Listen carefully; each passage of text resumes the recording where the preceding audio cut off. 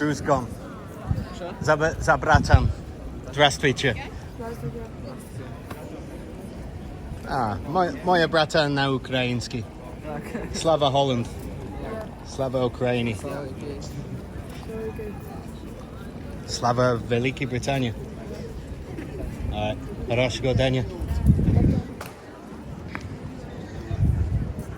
Well, it's an interesting way to begin this little jaunt in Amsterdam. Met a couple of Ukrainian lads outside the station, and there it is, the iconic Centraal. And here we are, the Victoria Hotel. Now there's a pregnant name.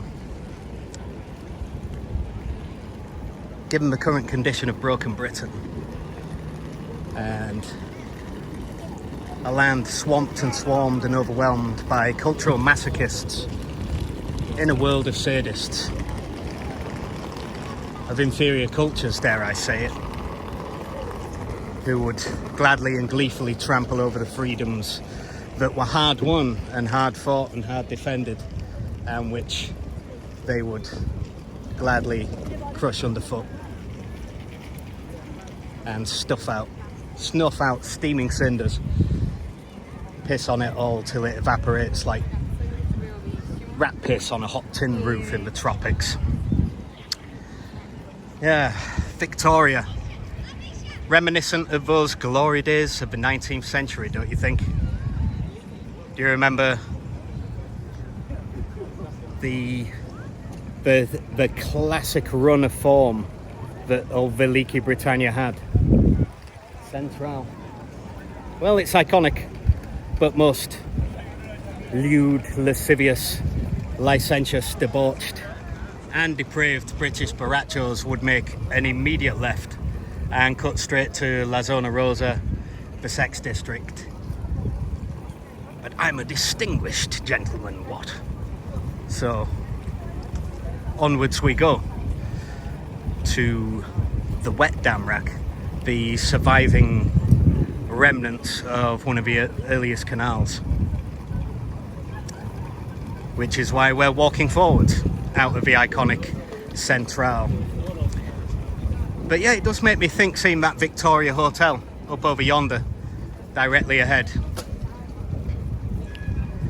I'm not one of these British barachos with the brain in the ball sack, you know. We're not cutting straight left and heading to the lewd and lascivious den of licentiousness. Well, what can I say? I'm a 37-year-old virgin. Butter wouldn't melt in my angelic mouth. But yeah, I'm instead, even though it's the first rainy day in Amsterdam for the last 2.5 months, apparently, I've brought the weather with me, but I'm still going to maximise the aesthetic pleasure of this journey. So, onwards we go.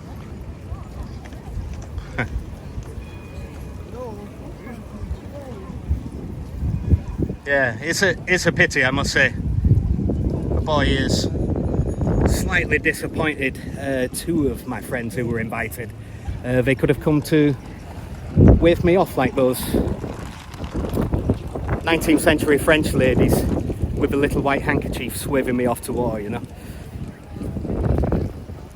Or like the ladies in Belle and Gaston's village in Beauty and the Beast. Remember when Gaston roused the mob? I say we killed the beast. Through the mist, through the woods, through the darkness and the shadows. It's a nightmare, but it's one exciting ride. Say a prayer and you're there at the drawbridge of a castle. Something's lurking that you don't hear every day.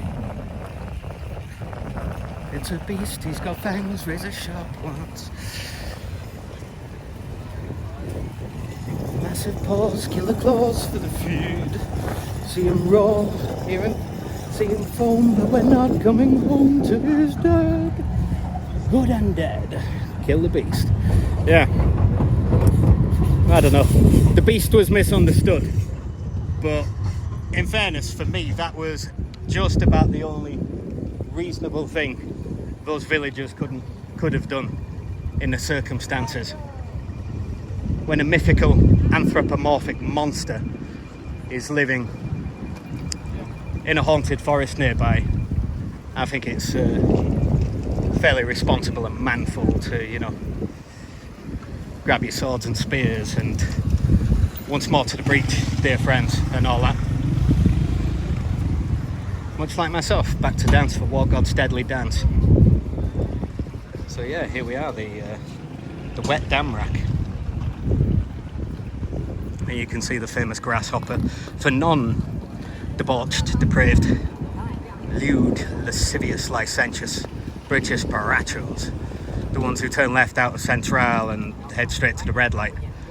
This was once a first port of call for many an Englishman on tour. I'm surprised it's taken me so long. 16 years of travelling, or well, 12 years of roaming the world, and now 4 years a participant in the Ukrainian war. Not that I've done much participating over the past year. It's been exactly a year since I was medically repatriated in summer 2025, but back to dance for War God's deadly dance. But yeah, I never did this. I was always, I suppose, well, I mean, look at this weather. It says it all. They say a picture is worth 1,000 words.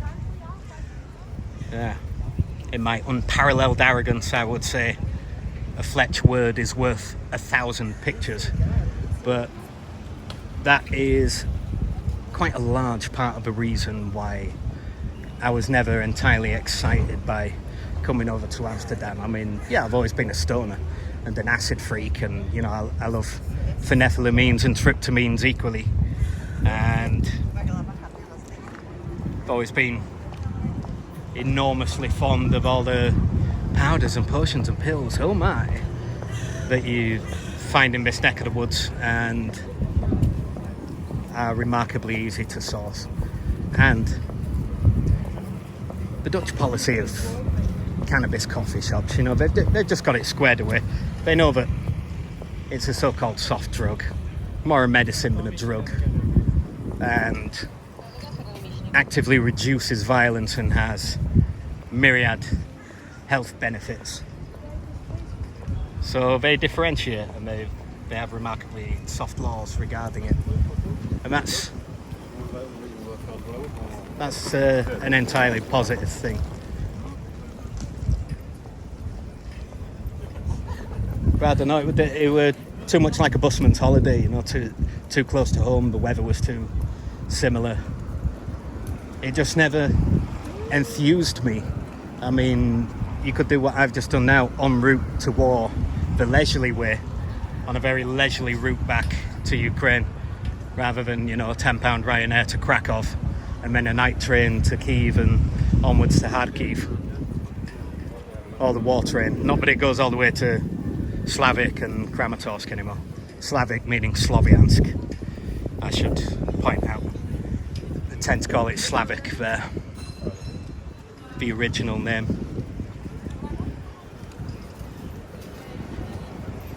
Yeah, the drones have been affecting the approach. I think it stops slightly west of northwest Donetsk.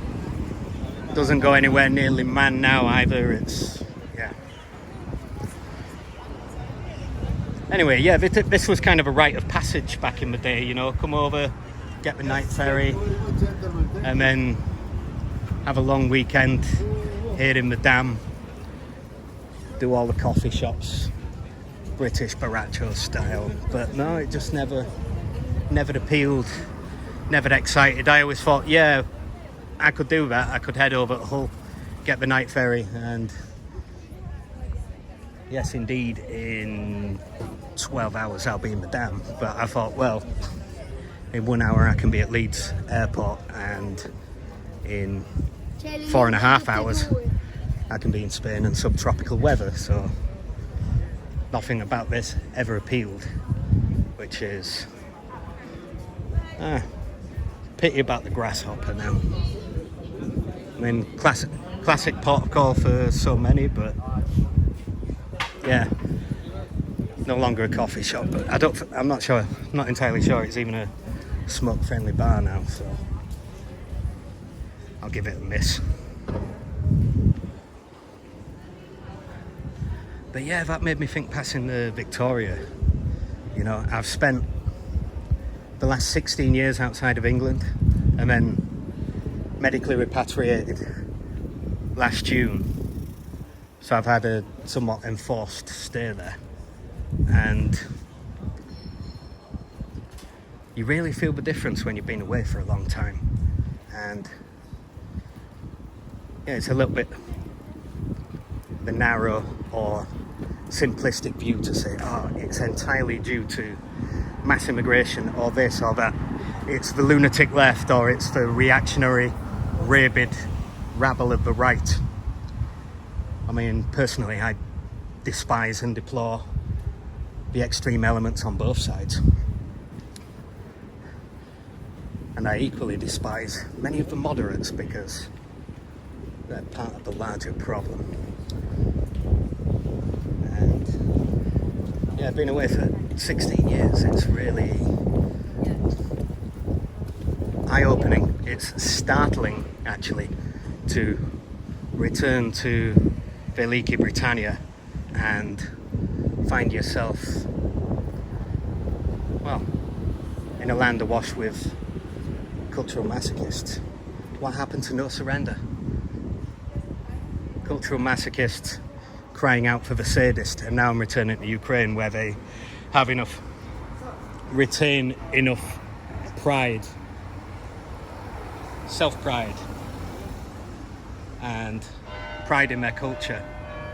I mean, before I joined the army, from late 2022 to early 2023, I was fortunate enough to be involved in what I would call the cultural renaissance. You know, poetry gatherings in bomb shelters and then in Magran's art gallery, Druk, that he set up next to near the Kharkiv Circus on Honcharivsky Street, or Goncharovka, Naruskom, Biat. Poetry gatherings, and kids who grew up speaking Russian are now composing poems and songs and novels in the Ukrainian language. And Ukrainians still have it in them to recognize an enemy around together like pack animals at the approach of a wolf. And the British have lost that. Anyway, I'm going to pause this while I go in the first coffee shop and add to my possessions. Swings and roundabouts.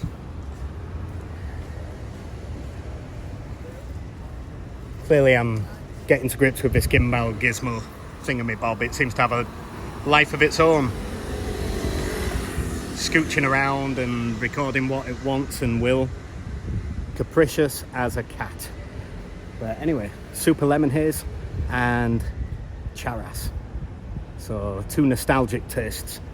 Maybe not the rocket fuel that might be all the rage these days with the, new kids on the block, but it's perfectly fine for me. This is nothing if not a nostalgia trip. So back up here, and we're going to give the grasshopper a miss. But yeah, cultural masochism. It's very sad. I mean,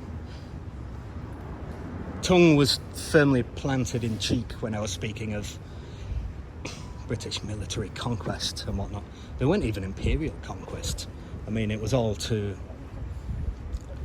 in a difference of degree, it was all to ward off a powerful enemy that was, tearing at Britannia's throat. But 1814, turning the tide on the Yankees, burning Washington DC, and its tight-assed little White House to the ground. A year later, spanking Napoleon Bonaparte and giving the frogs a stuffing. Garlic fried and stuffed frogs for supper And then, of course, the Punjab and all those splendid Sikh regiments after the treacherous attack on the British Raj, aided and abetted by local rich chieftains who were exploiting their people. So contrary to the fashionable views now, it was actually the British who were supporting the people, and they were being exploited by local Maharanis and Maharajas whose slippers would have kept 1,000 families for a century. Their slippers were sufficiently wealthy to maintain 1,000 poverty-stricken families. And then they treacherously turned, and we almost saw the twilight of the British Raj in the late 1840s. But they saw off the splendid Sikh regiments and added the Punjab to imperial possessions. And then, of course, the Crimea, the Thin Red Line, the charge of the Heavy Brigade and charge of the Light Brigade in the same day. And the seizure of Sevastopol from the Russians. And then the Great Indian Mutiny. Reconquest of a large part of central India. And then, of course, China, burning their tight-ass summer palace to the ground. Not actually a palace, singular, it was a series of palaces. And, yeah, very nicely done, if you ask me. Very, very nicely done. The march on Peking, the Chinese were treacherous. It's not the fashionable view to say that anymore, but yeah, they well deserved a drubbing. And to be honest, rather than vandalising their summer palace, which was many thousands of hectares of impossibly beautiful and pristine and not merely preserved but carefully fashioned and intricately designed and lavishly created at the expense of the impoverished masses of the Chinese peasantry, who of course were being horrifically tortured and left rotting in cages on the street side or stumbling around with huge shackles or wooden crosses strapped to their necks until they died of starvation, or dying by inches, left to rot in the board of punishments, or just slowly torn apart and brutalised in any number of ways for any number of alleged offences. And the Imperials and the Taiping were no better. So yeah, it was a good thing that the British went and burned their tight-ass summer palace to the ground. They gave him a slap. And even then, 7 years later, Abyssinia, a forgotten but unbelievable and impossible military victory in Abyssinia. Yeah, what happened to all the infamous foes cringing and cowering from Britannia's flashing eyes? What happened to us, eh? A land of cultural masochists. It's a relief to return to Ukraine, where they still retain enough self-respect. Anyway, I'm going to go into the Hill Street Blues now and have a Belgian wheat beer. And it's nice to be in a country now, meaning Holland, where they don't go, when you ask for a wheat beer. A weak beer, no wheat, made of wheat. Hefeweizen, Weissbier, wheat beer, pszeniczne piwa, pissed yet.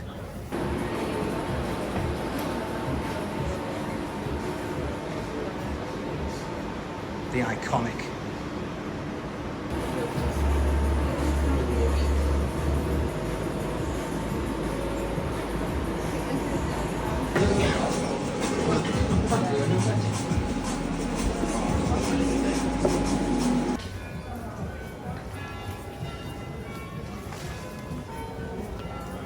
A relief to be back on the outside. Tongue was planted firmly in cheek, not merely with the 19th century little French ladies goodbye waving a white handkerchief while the men folk returned to war. or go off on one of Napoleon's mad conquests. Or in the case of Belle's village, follow Gaston. No one says no to Gaston. Well, I must say, much obliged and mucho agradecido siempre to my friend Crystal, who is going to be here to wave the metaphorical white handkerchief. It's almost dangerous preparing for a Ukraine return, and all the myriad of possibilities. I mean, there's all kind of ways that can go. The Tribe Cafe Bar. Yeah, it's kind of dangerous coming back through Amsterdam. It's enough to, but when you sit in the Hill Street Blues, and obviously I had to limit my filming there. Notions of decency. There's the Oude Kerk. The old church, right? Historic building. Is it the oldest church in Holland?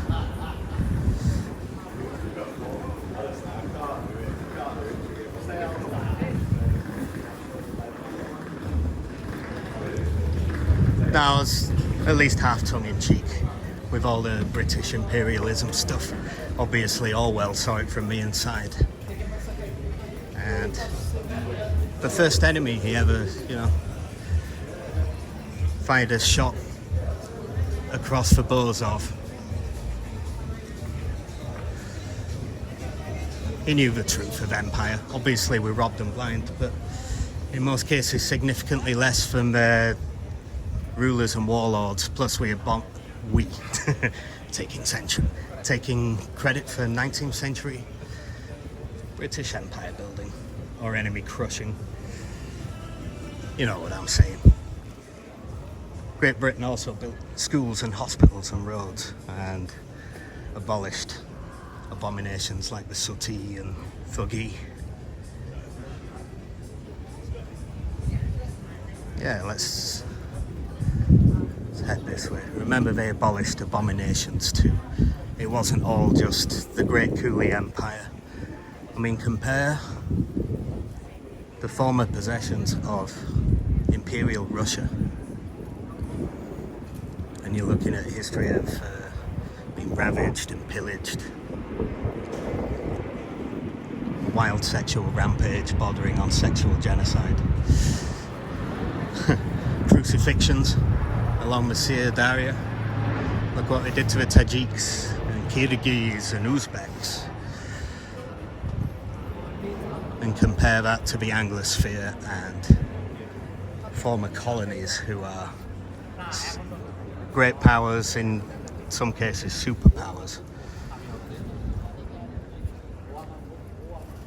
It's a lovely piece of architecture.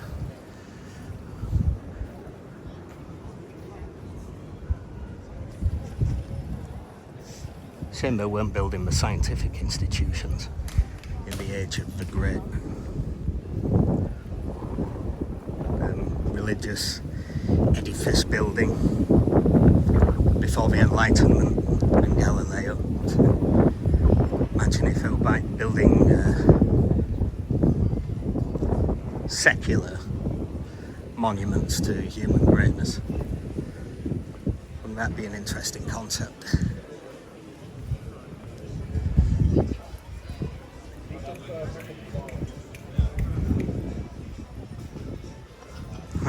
Samba de Janeiro.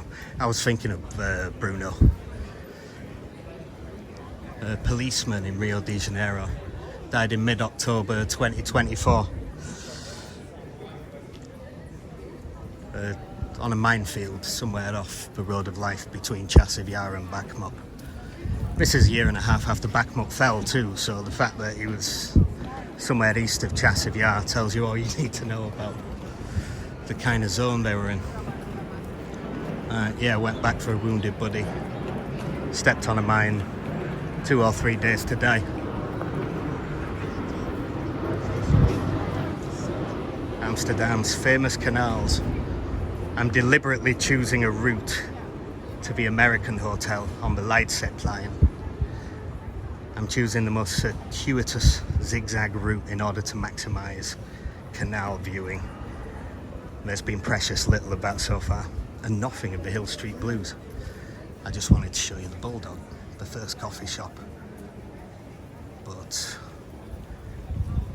it'll have to be a rain check because we're already too blazed to be phased. So we're going to cross this canal. Yeah, someone fainted in the Hill Street Blues. And I felt enormously guilty, but equally there was a girl that one of her friends rushed forward and said, "I'm a first aider." So I left her to it, but couldn't help thinking about TCCC, the March Protocol, and all of the basic CLS stuff. To think for most of 2023 when I was volunteering in the kitchens, I actually told media outlets when they used to come to World Central Kitchen, Frunzy Factory, to interview us, contemporaneous foreign volunteers.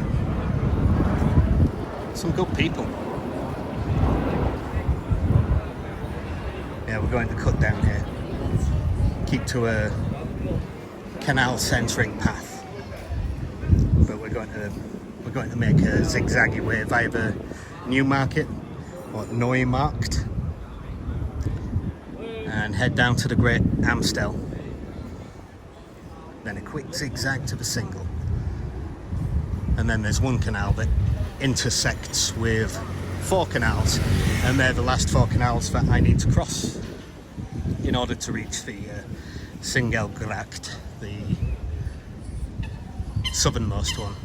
4 canals along from the Singel, I believe. The Bulldog looks so enticing, but we are too blazed to be faced right now, and we do want to reach the American Hotel on Leidsegracht on foot. Yeah, that was kind of strange. Just sat there like a big pudding thinking about, well, no massive bleeding, so no need for a tourniquet. Just throwing a whitey, basically, as we used to call it. Fell over, bumped her head, but she was compos mentis. She was breathing from what I could see, so I was thinking, yeah, no need for a tracheostomy or a reinflated lung, or to be rolled onto the bad lung so the good one doesn't get flooded.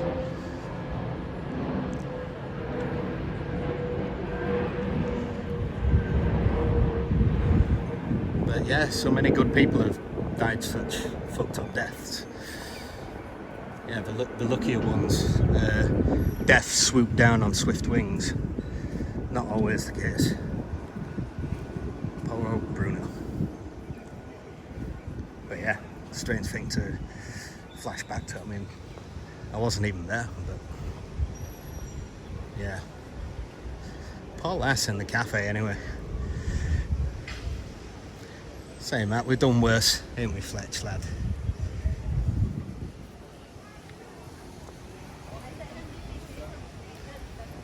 Oi. Oh.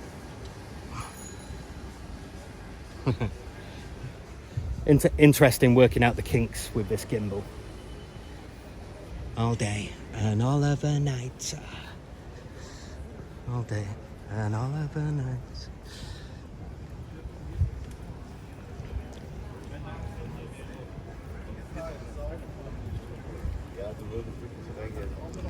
Yeah, you know, ganja is definitely going to be good for Ukraine after the war, because there's going to be so many Haryilka deaths, so many, you know, like random acts of violence, and you know, there's probably going to be some domestic violence. I'm sorry to say it, but you know, traumatized men pickled on Haryilka. It'd be another way for Ukraine to move away from Russia culturally as well, and move towards the Holland and Spain understanding. You know, it's a short hop, skip and a jump from medical marijuana, as they called it when I went to California that last season before the full legalization, and then all the 99 plant growers kind of got edged out. You know, the big guns came in. A few northern Californian micro empires imploded. Changed the game. I can understand why though. I mean, like 1/3 of the money was accounted for. Out of 24 billion, it was, well, they're the stats I was given when I was in Santa Cruz, and what I heard when I was trimming up in the redwood forests just north of Santa Cruz on a farm owned by a Spaniard, I believe. Maybe he had an American wife, not sure, but either way, he said it was a 24 billion annual business, and something like only 8 billion could be accounted for, and 16 was black market, which is, well, the mind boggles. I can understand why it went the way it went, but yeah, too bad for a lot of those local farmers. It's pretty rough. But think how beneficial it would be, you know, from medical marijuana, as they call it. Marijuana, the old propaganda term. Just because we're in Amsterdam, I'm not just gonna pontificate in a stupefyingly boring lecture about the cultural suppressing of weed. We ain't the Jojo Brogan experience, you know what I mean? But yeah, ganja would definitely help Ukraine in a big way, because it's going to cut down on a lot of the violence. It's going to be good for a lot of PTSD, and yeah, I think it'd be wholly beneficial. I'm going to pause it. We're parallel to another canal, I believe.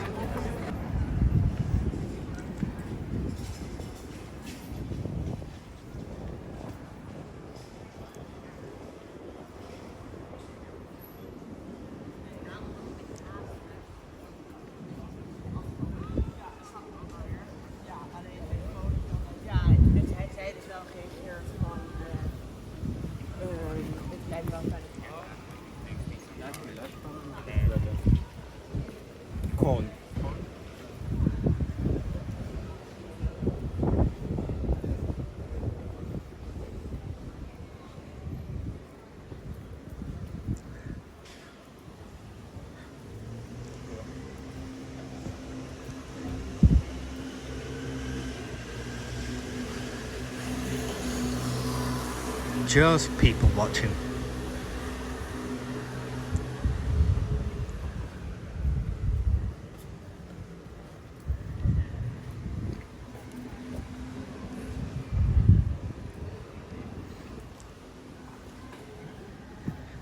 Amsterdam does have its joys and pleasures. Oh yeah, that might be it. Oh, I see it. There's some food truck there selling. Not necessarily his most aesthetically pleasing street, this. But it's still a vibe. Intersecting canals, crisscrossing at every turn. It definitely has a vibe and a character and a spirit.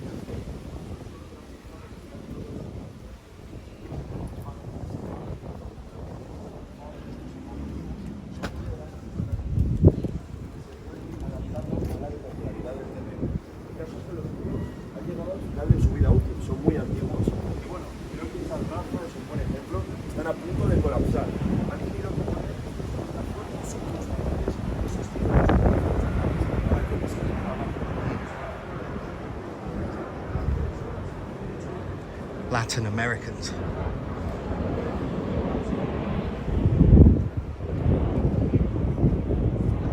Of course, with such speculation, I'm ripe to be fooled. Let's pause and intersect to this next canal. And lovely jubbly.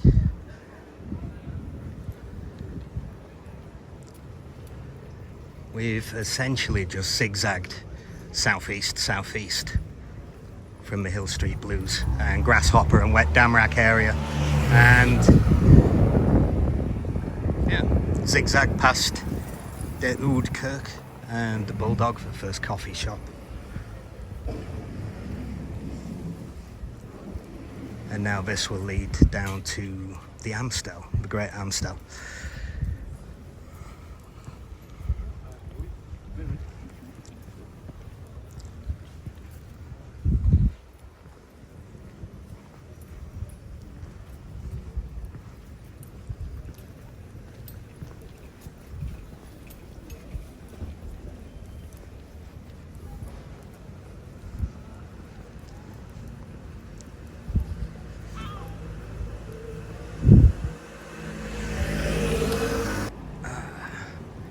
Back once again with the renegade master. D4 damage with the ill behaviour. Yeah, plenty of that in a swashbuckling, adventuresome life. But yeah, what I'm hoping for is some smart behaviour. There's the first time for everything, even broken clocks and all that. And speaking of broken clocks, or any metaphor, as you might say, as we call it in the industry, a metaphor. In that cafe, I was forced to confront the notion that Russian mortar, the 120mm mortar that gave me the brain hemorrhages, it fucking cabbaged me. They got me good. Not sure I'd even kill that guy if I met him, whoever the mortar man was. I remember my brother Bonsai pressed against the trench one day saying, "Fletcher, I think it is Russian mortar commander's birthday today, yeah?" Yeah, no doubt they were flinging some shells that day. This was another day, although I did visit him in another position. One of the vulnerable ones right on the flank. And yeah, mortar nearly killed me that time as well. And an MLRS. I remember Bonsai came out asking, "Fletcher, are you okay?" Yeah. I already had the brain hemorrhages and the diffuse axonal injury and, lesions and gliosis to the left parietal lobe, the right parietal lobe, the right occipital lobe, subcortical hemorrhaging, intracerebral microhemorrhaging, and yeah, DAI, and they said post-traumatic encephalopathy. I suppose because you can only diagnose CTE, chronic, as in neurodegenerative traumatic encephalopathy. That can only be diagnosed post-mortem. And, well, unless they performed a living autopsy on me, and I'm now stumbling about like Patrick Swayze's ghost. I mean, who knows, right? Sometimes feel like a undying shadow in the world of light. But anyway, onto lighter things. Yeah, when that girl fainted, part of me thought, you are a bit fucked, lad. Like, come on, she only had a whitey, fell down and, bumped her noggin a little. I'm glad she was okay.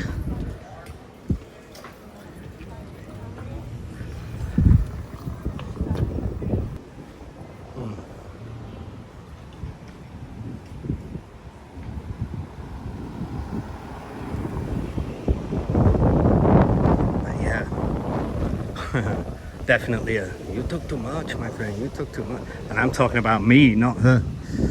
I'm glad she's alright, but fucking hell, I was sat there thinking about tracheostomies and yeah, returning. I mean, let's face it, there was 6 weeks between me being wounded and hitching a ride back from Sloviansk Hospital, via Liman Hospital, but ride back straight from Sloviansk Hospital the same night in the early hours of that day, the last day in February. And 6 weeks later I was taken off rotation, so I'm pretending to go to a doctor in Kharkiv. You can't hide being monocular. It's the one thing you, like, vision, sight, is about the one thing you can't really fake. Do you know what I mean? It's hard to fake sight. Even sound, you know what I mean? If you're deafened by a blast. Mercifully, I wasn't. I was a little bit worse on my left. You what? Oh yeah. But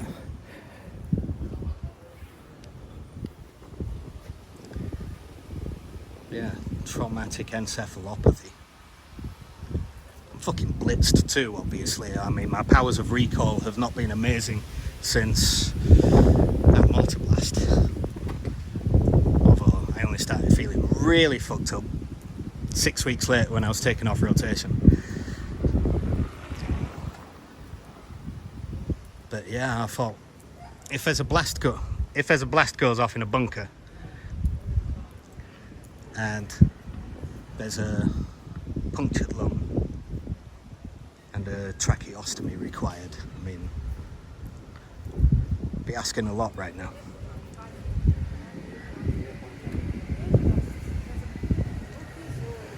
It's amazing how you can keep fighting. You just, jab yourself full of testosterone and tell yourself, it's for, the sight in my left eye will come back. It's for temporary effect of a concussion. But then you get your MRI and there's all the good news.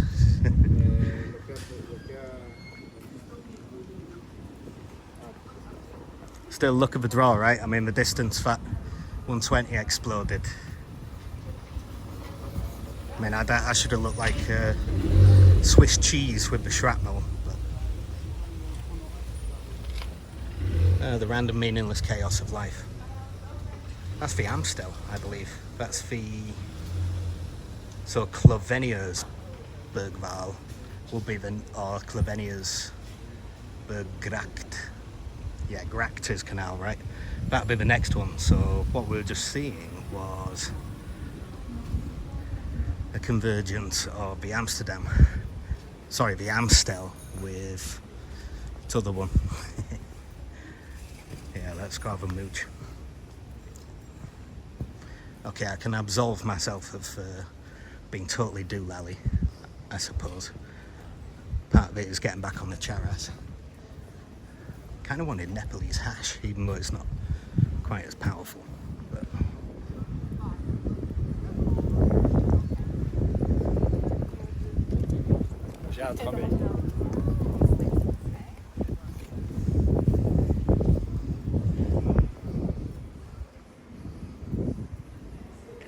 yeah, let's go see the Amstel. I've already had an Amstel, not really my thing, but limited options on a ferry. But yeah, now we're in land where people don't look at you funny if you say wheat beer, please. ¿Qué pasa, compañero? Quisiera una cerveza de trigo. ¿Qué? Sceniczne piwo Budlaska. Sure. I hope you can hear it. It's quite windy, but yeah, it's nice. A breeze from the canal. I mean, I was enjoying the sea breeze this morning off the coast of Rotterdam and slowly trailing through the port. And then I just saw too many chimneys to appreciate the freshness.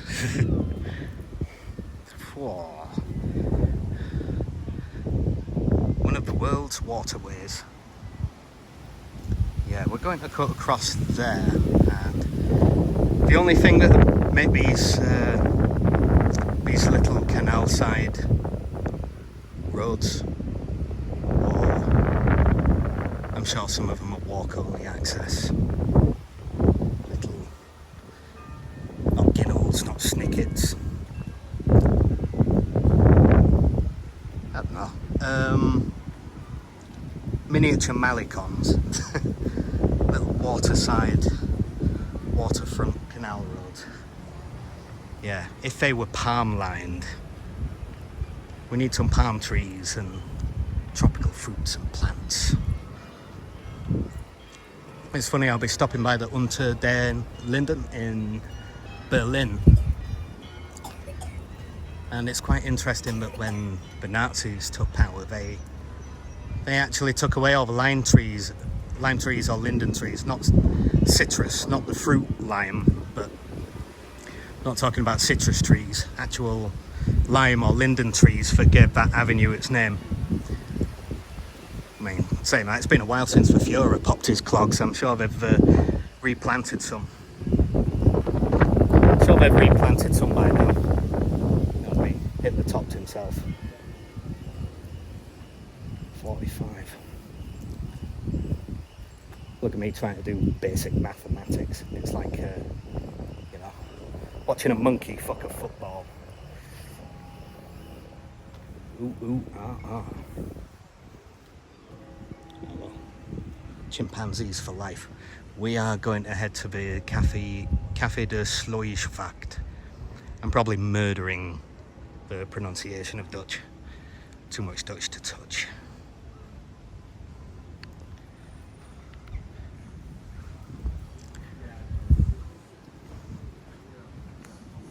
I thought it'd be nice, even though it's taking me out of the way, I thought it'd be nice to zigzag to the southeast and,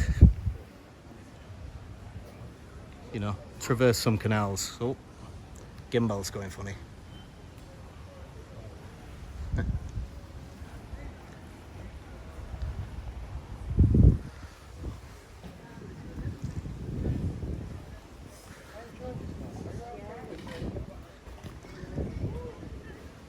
Interesting little gadget. It definitely needs to be housebroken a tad. It's got a mind of its own. One of the world's great waterways. But yeah, the notion of being stuck on a canal boat right now with other mammals making mouth noise. No. Kill that with fire before it lays eggs. Can't do it. Okay, will this be the... Oh, we've passed the Clovenia, so this is the Zwanenbergval. Okay, so Café de Sluyswacht should be just up here. So we'll move away from the Amstel and then circle around. And where the Amstel intersects with the other one, there's a little confluence or convergence or nautical terminology. Alan Partridge on his game today, boys and girls, ladies and gentlemen, comrades and friends, compañeros, compadres, brothers and sisters, and any trisexual element present and viewing. Aloha. Yeah, it's a funny old life.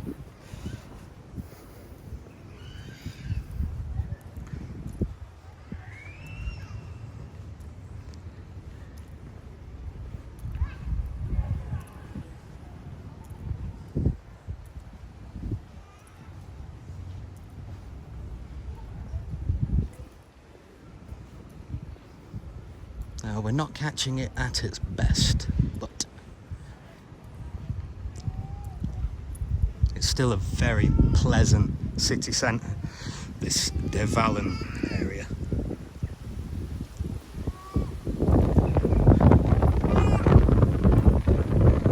Not even the slightest smidgen of interest in the next place, of course, what's directly north of here, the red light district. No se puede, no podemos, gracias.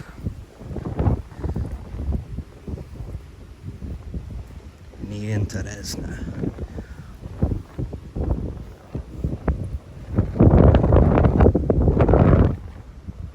Yeah, being back in Britain after so long away, 15 years away, and then repatriated in the summer of 2025.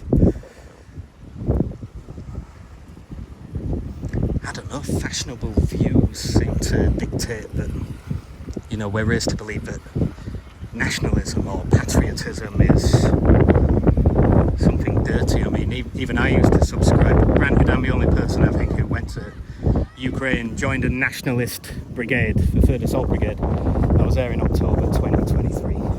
Briefly enough, I wanted to fight alongside my friends in the Legion, obviously. You know, Bruno Samurai, rest his soul, and Judah. Brazilian cops.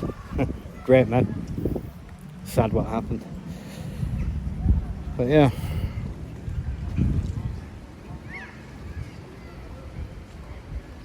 Yeah, I must have been the only person. Ooh, I just caught my thread there.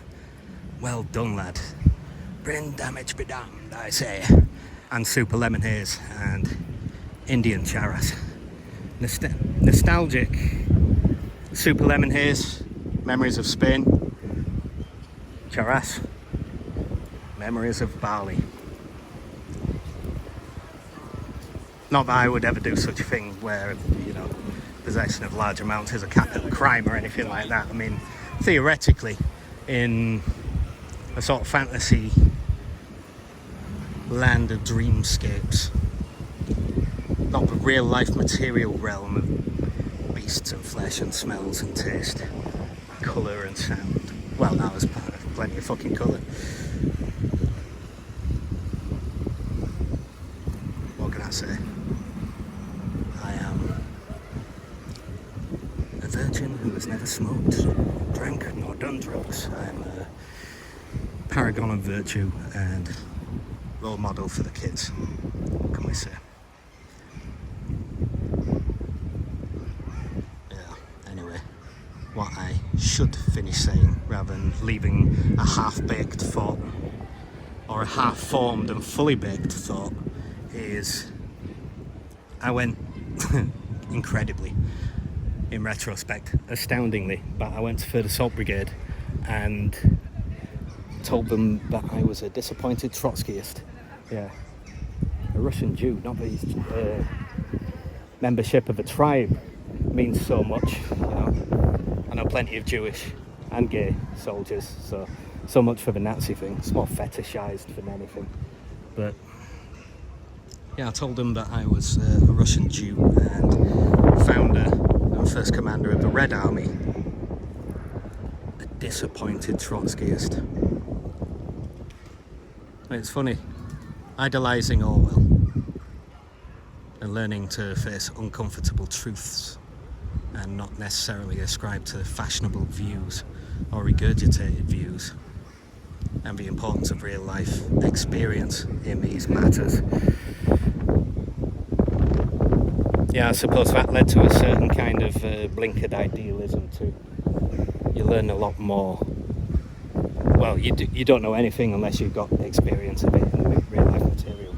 I know it sounds like a cheap argument, but I would, if I'd remained a humanitarian volunteer in Ukraine, let's say, and never gone through the gates of the 3rd Assault Brigade ATEC or base in October 2023, and then gone to the Legion a month later, signed a contract in November 2023, joined the 2nd in December, 2nd Battalion, that is. No. I wouldn't have anything worthwhile or weighty to say. My words would have the warmth and solidity of graveyard mist if I'd not actually experienced it. So, yeah. But it is incredible that I went through the gates of 3rd Assault Brigade. I told them I was a disappointed Trotskyist, a co-founder of the Soviet Union. Probably the real brains and architect of the October Revolution. Someone who crushed Ukrainian independence. And a Russian Jew, and I'm sat there in the Azov Brigade ATEC. Well, an Azov spin-off. The Azov founder founded 3rd Assault Brigade, and there's a big Azov logo at the back of the base. And I told them I was a disappointed Trotskyist. Holy shit. But now I just look at, you know, I look at the cultural masochism, and I look at the Ukrainians who have a culture that they find worthwhile and are willing to defend tooth and nail and to sacrifice to do it. And I just think, is nationalism and patriotism is that really a dirty concept? You know, I think Oscar Wilde, in retrospect, with the benefit of hindsight and wisdom, all things being relative, but yeah, I think Wilde's conclusion was wrong. It's definitely not a dirty or depraved notion. A larger community, a nation with shared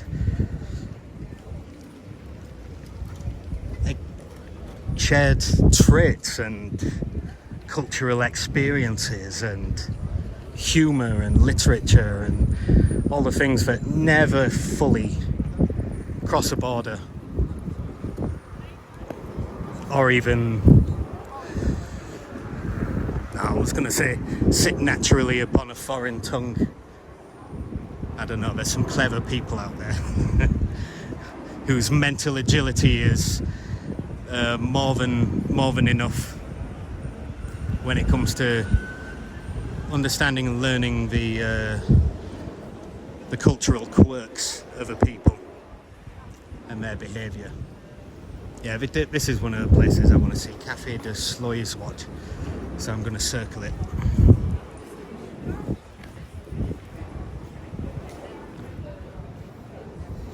But yeah, it's really not something to be ashamed of. Your own culture. And I no longer look with the eyes of a cheap, shabby, scabby conspiracy theorist and agonise over atrocities and evils and ills committed by the empire. Because they did some good too, they weren't just murderous vandals and rapists that the Russians were. I think I'm going to skip this and go to the Amstel. I don't really feel like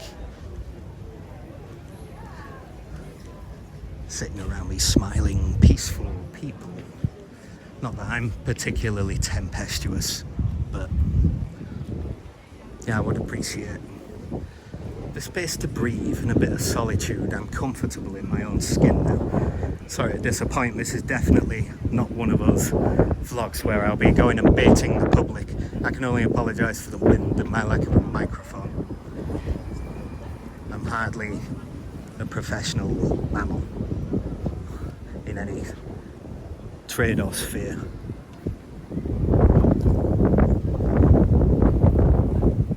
And we're just cutting inland now, so the next canal will be, if I turn right, in a couple of blocks, as our Yankee Doodle Dandy cousins would say.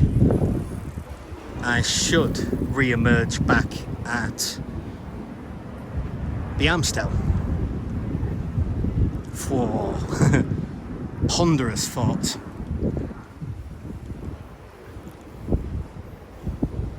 Yeah, Ranchi ya poszkodzenia ja medleno. I zaraz duże medleno. Savvy?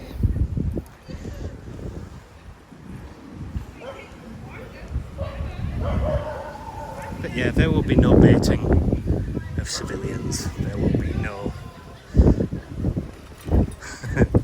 content bait.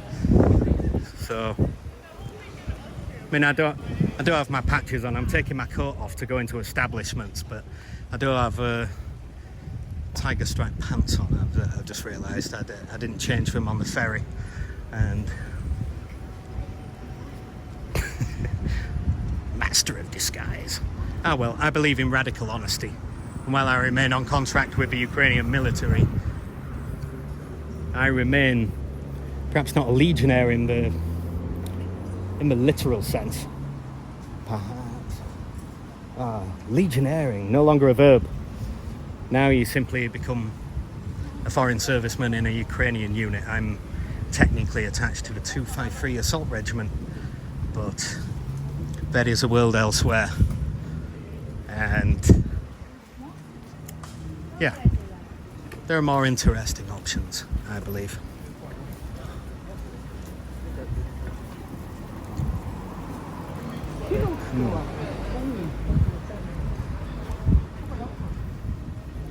funny, ganja used to be so relaxing. Tranquilo, compañero. Tranquilo, compa. Tranquilo, parcero. Meh. Now I'm just wary.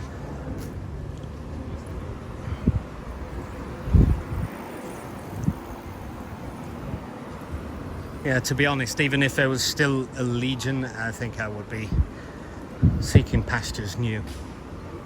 Much love for it when Santa was in charge, but yeah.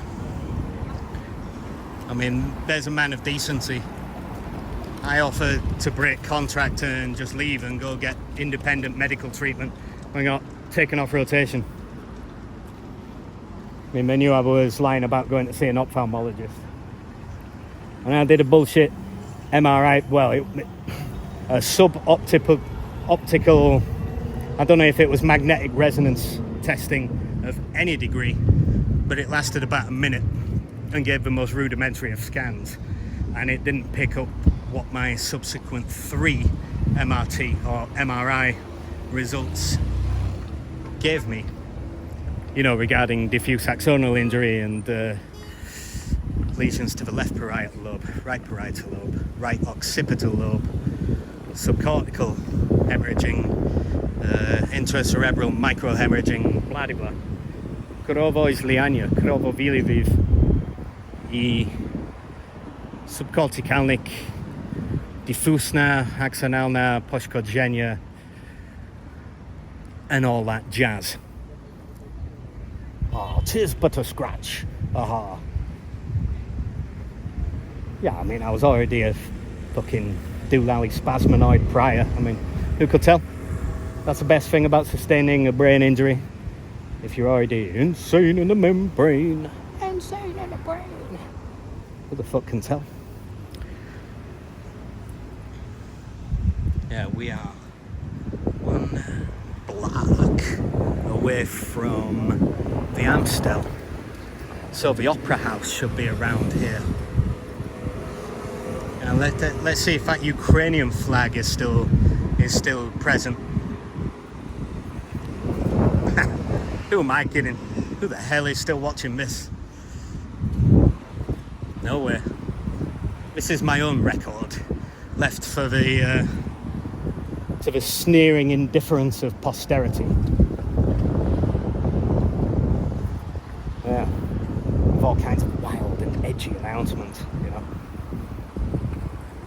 Breast-fed chickens cried mummy as we chopped, sobbed the butcher. Crazy out there, baby.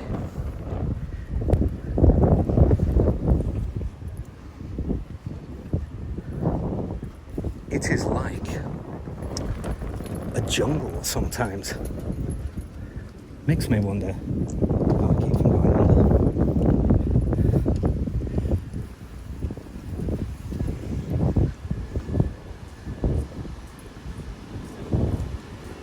Yeah, how the fuck haven't you gone under yet, lad?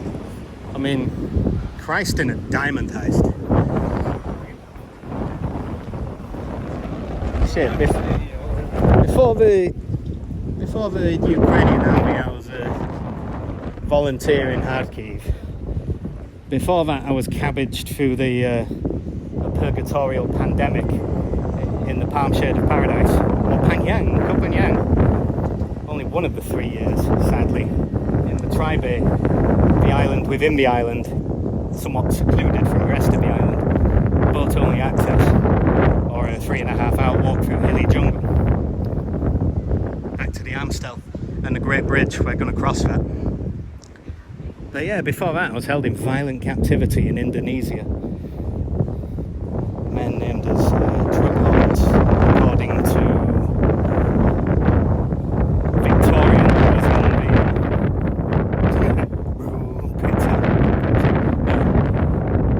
more of her outreach, the long tentacles of Queen Victoria, who presided over such a wild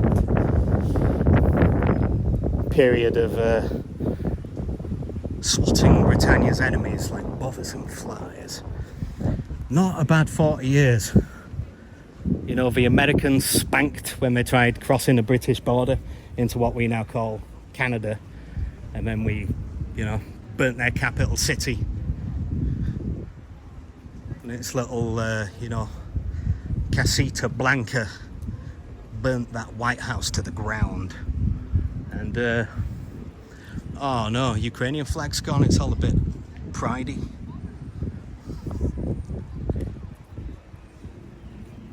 I mean, one thing I hate about the right wing now, apart from Russian shills like Tommy Robinson and all these fucking charlatan shyster clowns and false prophets, you know what I mean? They're in cahoots with Russia, man. We'll see what Rupert Lowe does, but yeah, the rest of them, they're a fucking better parcel. Beware of what you wish for. I mean, Russia's always been good at playing these fucking grifters and goofs. Fucking goofs. No wonder Andre Tate and Timmy Robinson and all the rest of these fucking charlatan, shyster, clown, grifter, twat bubbles, of course they're going to Russia, you know what I mean? Like, Russia has always fucking bamboozled these fools. From the Spanish Civil War to now, look at the... Even before that, even before the Soviet Union, you know, Imperial Russia. Look at the Okhrana. They were the first intelligence service, apparently, to prophesy the use of aeroplanes as a weapon of terrorism. Yeah, they were ahead of the curve. Well, I'm just sad about not seeing the Ukrainian flag anyway. Maybe if we move on we can get it. But yeah, I mean, the internet is awash with Russian bots right now, and they've always been clever in more recent times than, you know, the Okhrana, and like as soon as the flying machine was invented, they were prophesying it being flown into monuments and edifices and all that. Savvy lads. And they also gave us the protocols of the Elders of Zion, which was mainly ripped from a 19th century Italian novel.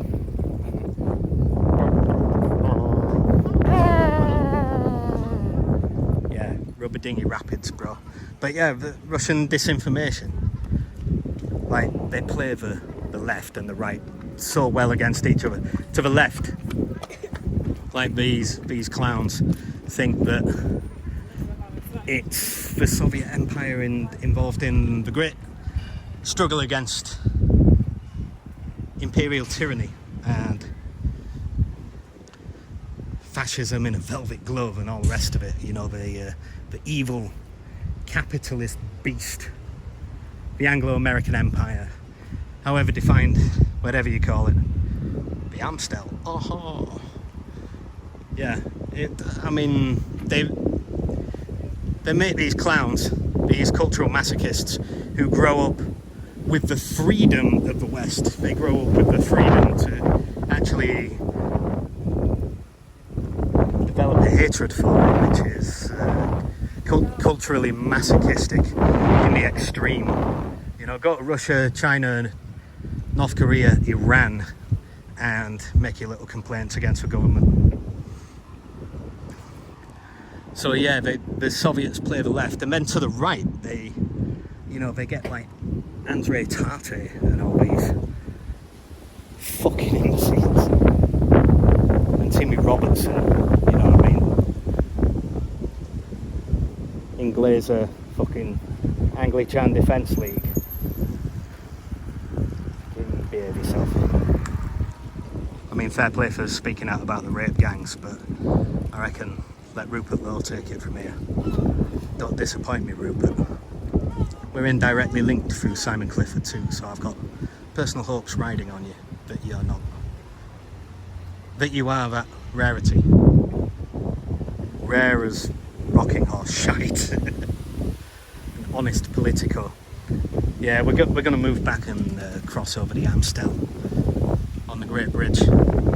No more Ukraine flag. It's been prideified.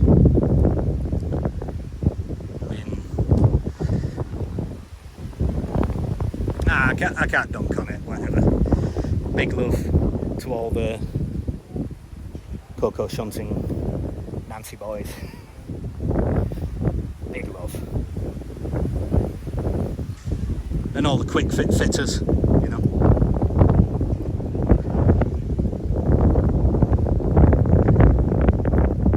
Oh, that's so gross, like the religious persecution of sexuality.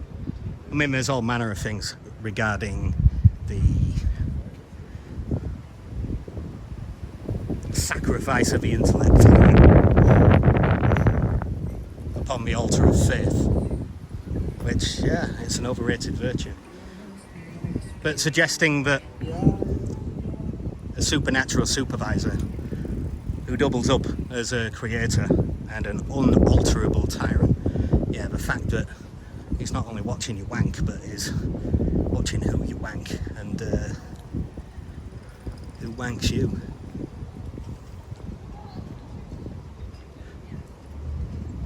Yeah, but like, Fletch, what you say doesn't matter. You're like a white, cis, straight male, okay?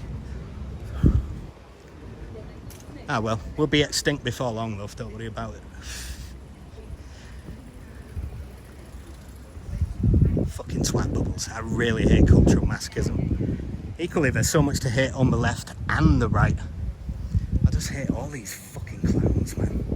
Russian chills. Like, they convince the right wing that they are the last bastion of traditional values.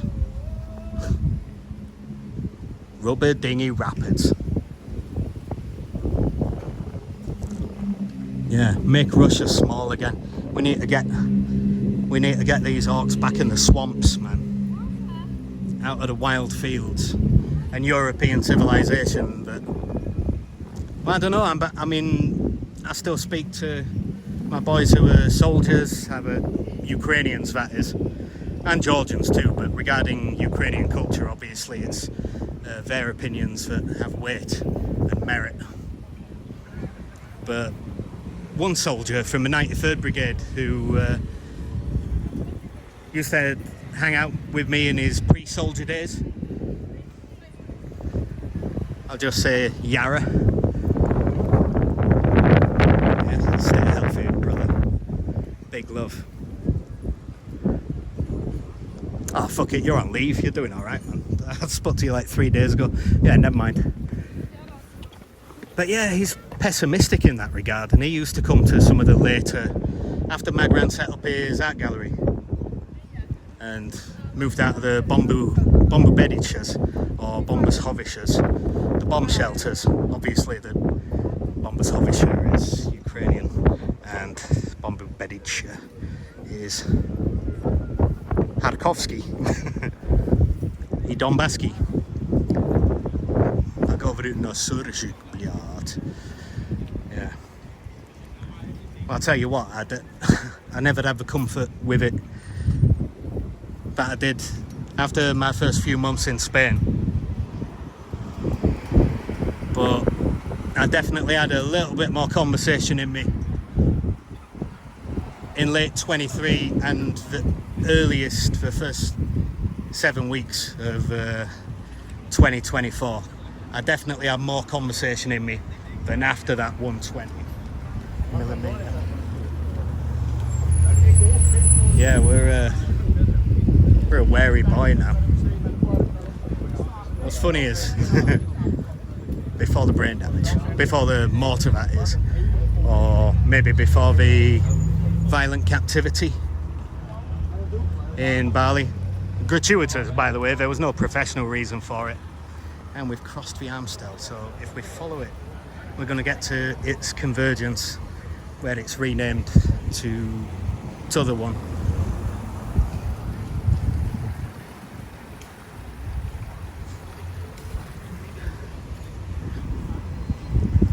Yeah, I would have been having such a laugh with this. I literally couldn't have given a fuck. But now I suppose I'm kind of, peacock-chested swaggering about with, now that I've got the coat on because it's a bit chilly. I'm not there all fucking chest out with the patches. Legion and 2nd Battalion patches. I think I lost my Luhansk Oblast patch. Changing it from one coat to another. It's a shame. My man Luty gave me one and he's from Luhansk. We almost got blown up together when I was already wounded. 2 missions after I got blasted. Fucking hell, we were out there with all the Brazilians, and Lute and I were the last to go back to the blindage. And yeah, I think it was a 155 shell, because I don't know, just for resonance, the amount of shrapnel, the range. We were just lucky that there was an actual like entrenchment in place at that point. But yeah, that was one of those like earth blown in the face. I had one of them with Nika as well, like an RPG. Luckily we were in position in a dugout, and it banged against the outside of the dugout, but we got some blast through the window. But yeah, with Lute, he gave me a Luhansk region patch, because it's where he's from. He's a Luhansk-Chanyan.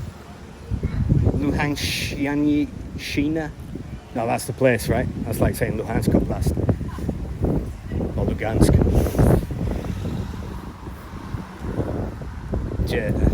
Russian, Sergic, Ukrainian.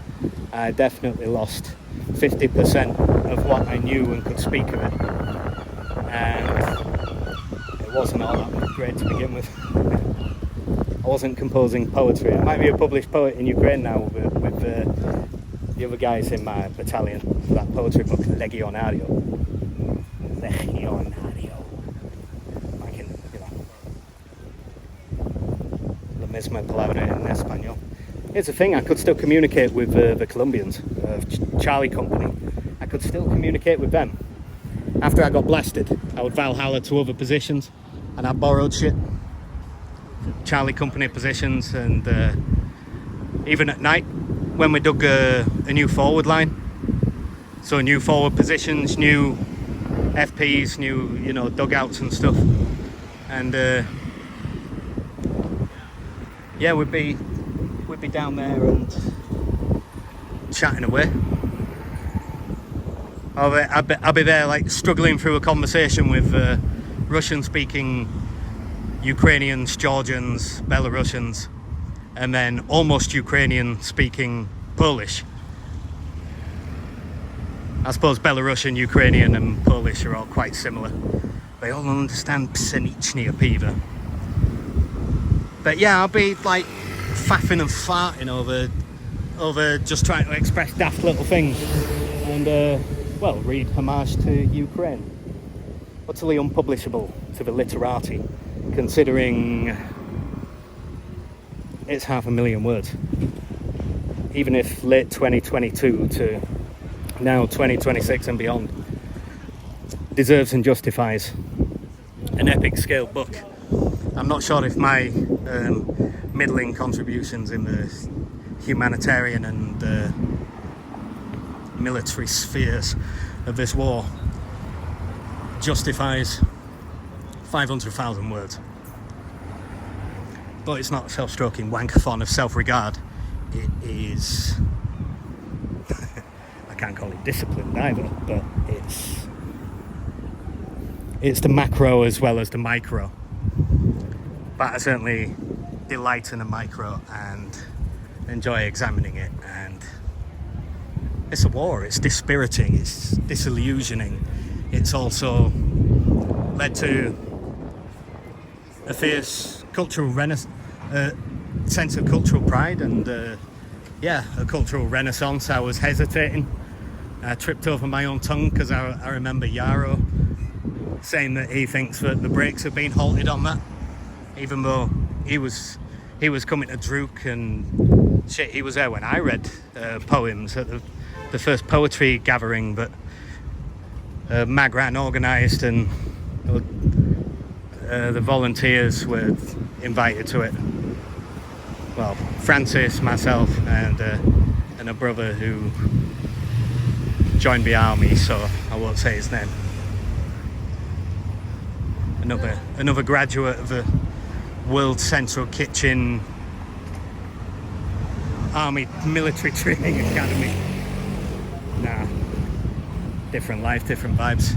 I was definitely more conversational in the kitchen days, though. I think being blasted. Yeah, and Russian, Ukrainian and Serdichik. it's all an alien tongue to me. Where the Spanish, I guess, maybe my right hemisphere is where long-term memory is housed, and maybe short-term memory is housed in the left hemisphere because I had more damage on the left, even though ironically there were, you know, 2 severely damaged lobes in the right hemisphere with gliosis and, you know, covered in scar tissue and lesions. The right occipital and the right parietal lobe, and the left parietal lobe was the main part of the, well, they said subcortical and intracerebral hemorrhaging, as well as the lesions around the left parietal lobe. But anyway, that's boring. But it's quite interesting how I could, you know, struggle through these conversations. And then, oh, look at that. Let's go fly a kite up to the highest height. Let's go fly a kite. Send it soaring. That's funny. Didn't the Chinese invent them? And fireworks. And now they don't bother with either. They just fly drones in majestic displays. I mean, eerie and sinister to anyone who's fought in the Ukraine war, obviously. I hear a drone, and I'll tell you what, if I go back to Thailand at any point, I'm definitely going to be chucking stones. Hovered over me on the beach, you speedophile. That means wearer of speedos, obviously. Now that's the only behaviour that should be punished. Fuck religion, saying it's due to... Okay, so this is where the Amstel converges with something else. So... yeah, so the Singel should be across this way. But yeah, paedophilia and bestiality, that is for sexual behaviour that should be punished. And yeah, the notion of Dankeschön, the notion of what a highly interesting notion, Dankeschön. It's not Germany, you fool. Yeah, the notion of everlasting hellfire and eternal punishment for the sexual behaviour of mammals. Yeah, I don't know if I'm buying that one. And the rights are washed with that, like this fucking young Bob fool. I mean, I can't believe he's even worth mentioning. He is a child. What experience does he have? His words have the warmth and substance of cemetery mist, because he just doesn't have a life experience. I'm sorry to come across as the big I am, but yeah, 16 years living away from the home country, about 12 of them in the palm shade of paradise, and living in about 9 countries to boot, bouncing around with a long-term almost 12-year base in between Thailand and Indonesia, and experiencing natural disasters and violent captivity, kidnapping, and relief work and volunteering, and wartime volunteering, and soldiery in a vile and despicable war. Yeah, what does this 17-year, what the fuck is he? Sat on a street corner like the fucking, you know, village idiot promoted to town crier, telling disabled people that, alright, that was a grotesque creature that was verbally haranguing him. I can't lie. I can't say there's any warmth in my heart for the vibrations emitted by, well, I'd hate to presume the gender. And that's either or, by the way. There are 2 genders for, obviously, body dysmorphia and mental disturbance, and the notion of being born, which is a biological and scientific fact, but the sense of being born in the wrong body. know, I'm sorry to describe it as a severe psychological disturbance and extreme body dysmorphia, but that's how I see it. It's a terrible affliction, and I'm sorry for...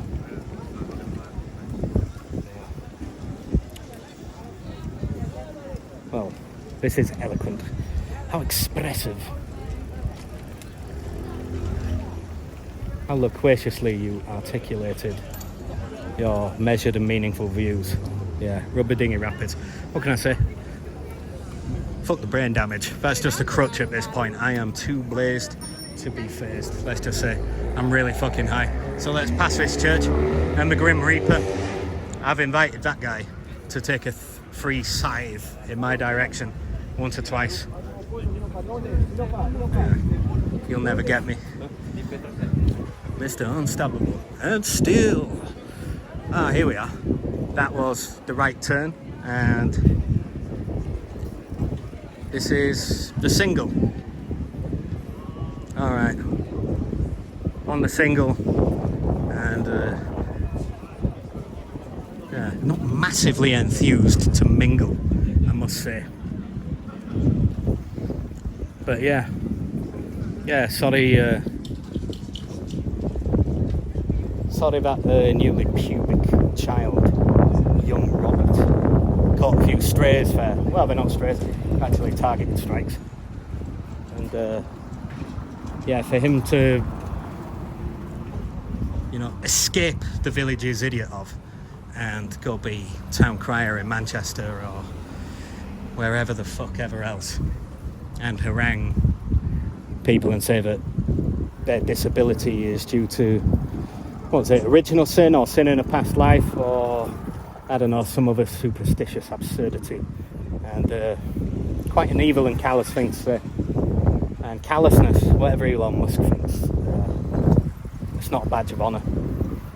I was actually disappointed there weren't more idealists in the International Legion. It seems mainly former soldiers, maybe, I don't want to say out of work with nowhere to turn, but definitely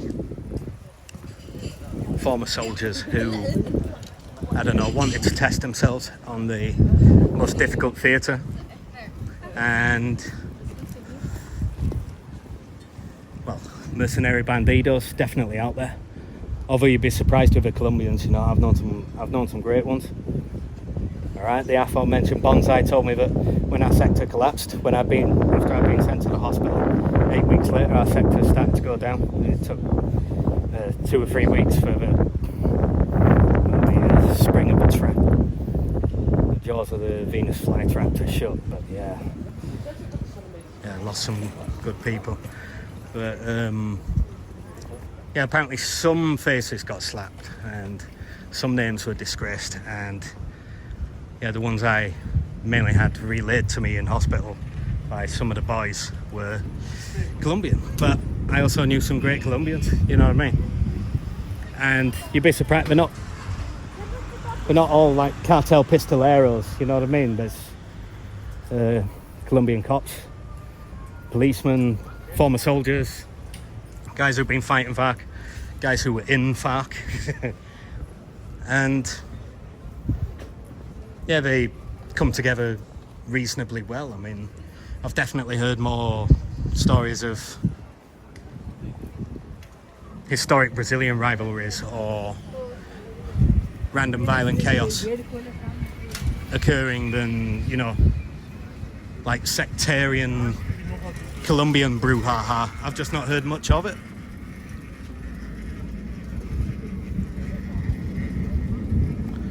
Yeah, es la verdad.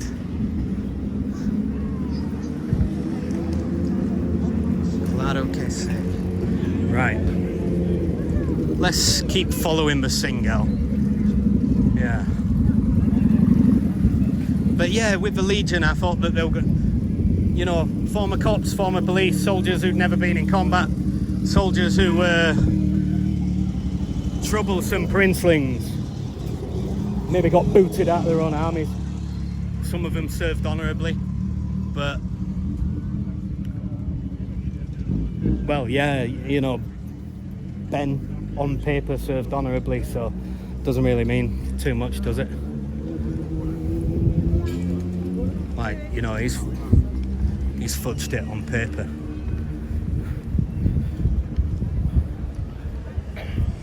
I would say a Ukrainian lawyer representing that creature after what was exposed and taken down based on apparent copyright violation or privacy violations due to the use of voicemails rather than the truth of the matter being disputed, you know.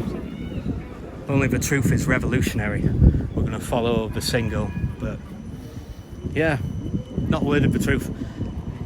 Or a 2.5-year campaign of defamation against me, including as I return to active military service, or at least come off a fucking wounded list, which I've been on non-stop continually since April 2025. I went back to Ukrainian hospital. I mean, I wasn't continuously in hospital. I finished in October in Kharkiv, and then, well, yeah, what can I say? Back in hospital mid-December 2024, and yeah, and then obviously the great Dr. Yasser Al-Saidi from World Health Organization was trying to organise my eye surgery in Britain and neurological rehabilitation rather than the hospital I've been languishing in. See that place, even though it's got Grolsch on the wall, but yeah, it looks like a nice place, nice beer cafe and single side. Right on the calf. Right on the canal, rather. Fucking hell, I didn't bank on being that blazed. We're losing track.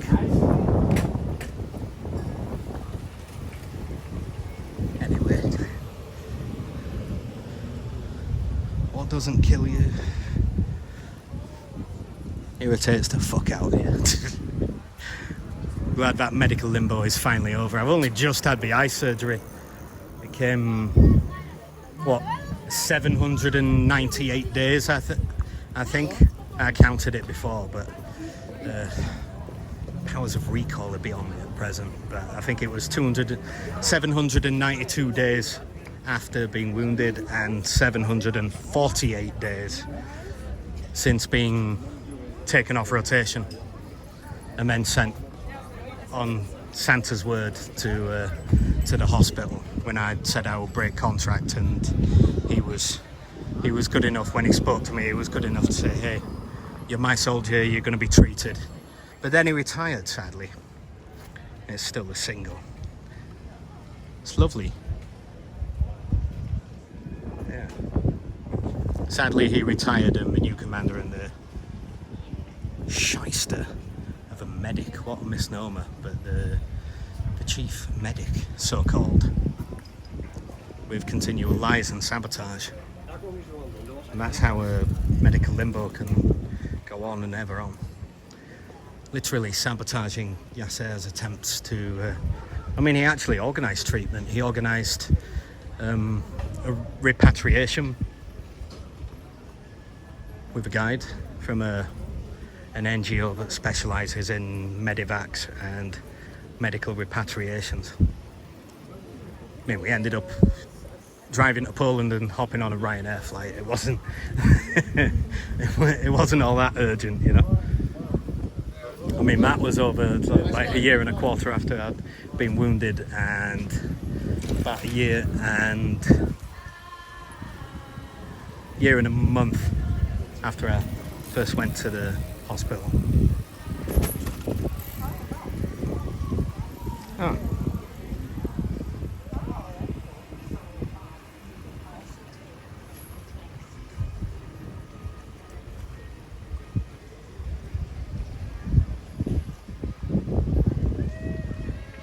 Oh, they got camera shy.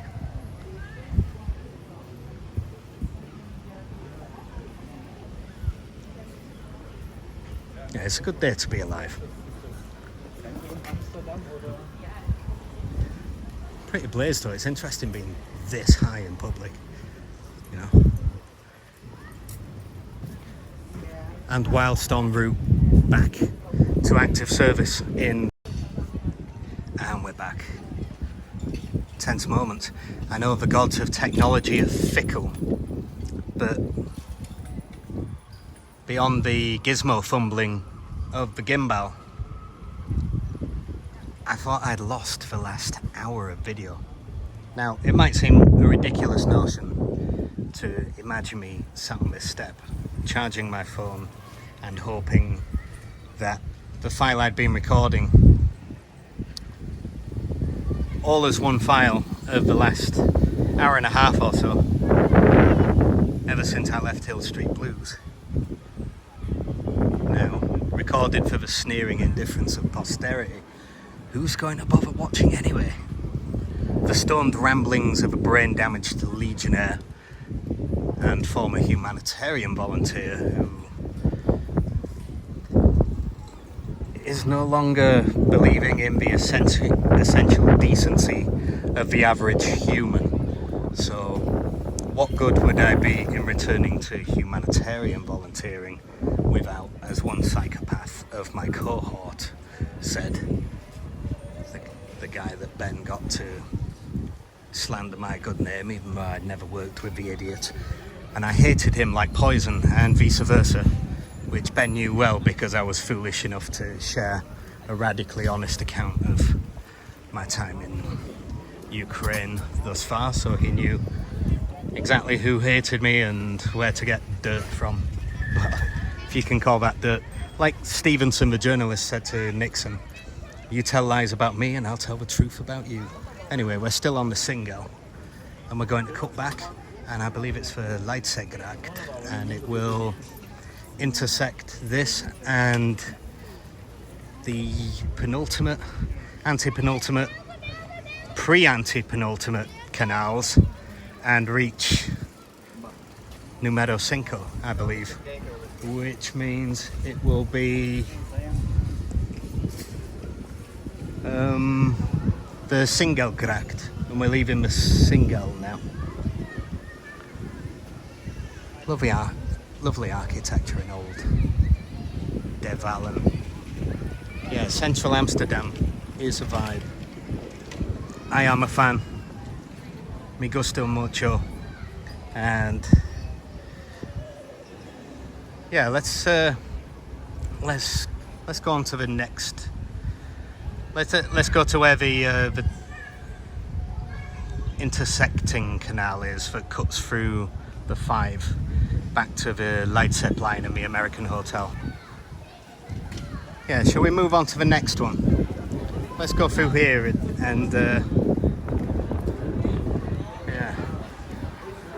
Imagine it was all panic on the streets of Kharkiv, panic on the streets of Sloviansk. I wonder to myself, will I ever be sane again? But yeah, Panic at the Disco, because I thought an hour and 20 minutes of continuous recording had been lost in time, like Tears in Rain, but it's stoned gibbering for the most part of a soldier with Moscom, the Moslo Poshkodzenia Klasyfikacja Ciężkie poranenie, or severe wound classification. Yeah, this is nice. It's a nice little place. There's plenty of cafes that I would love to sample when I'm not recording a massive video from Amsterdam Centraal to the American Hotel on the Leidsegracht line.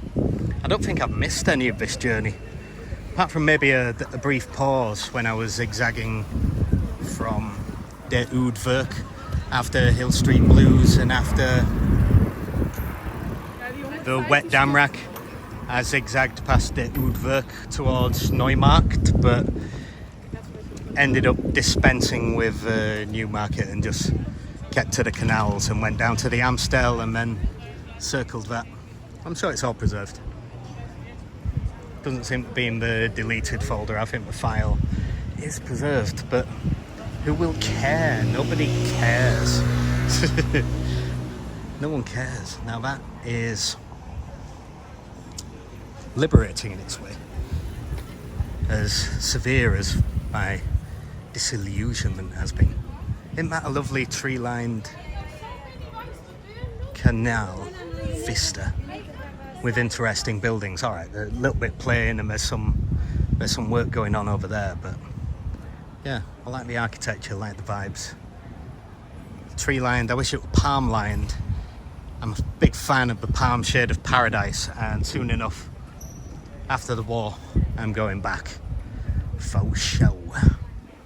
There's a big wide world, and there's a world elsewhere.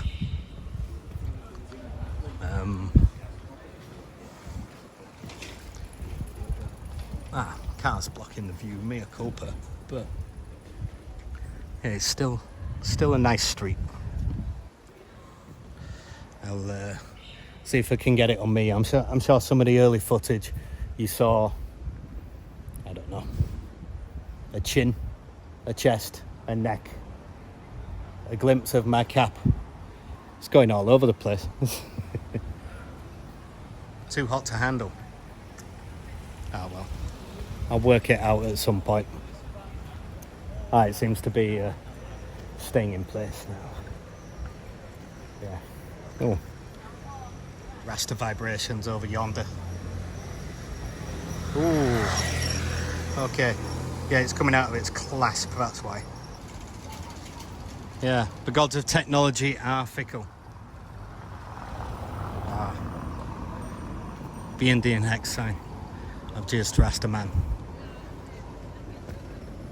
Or Rasta minx, I don't know.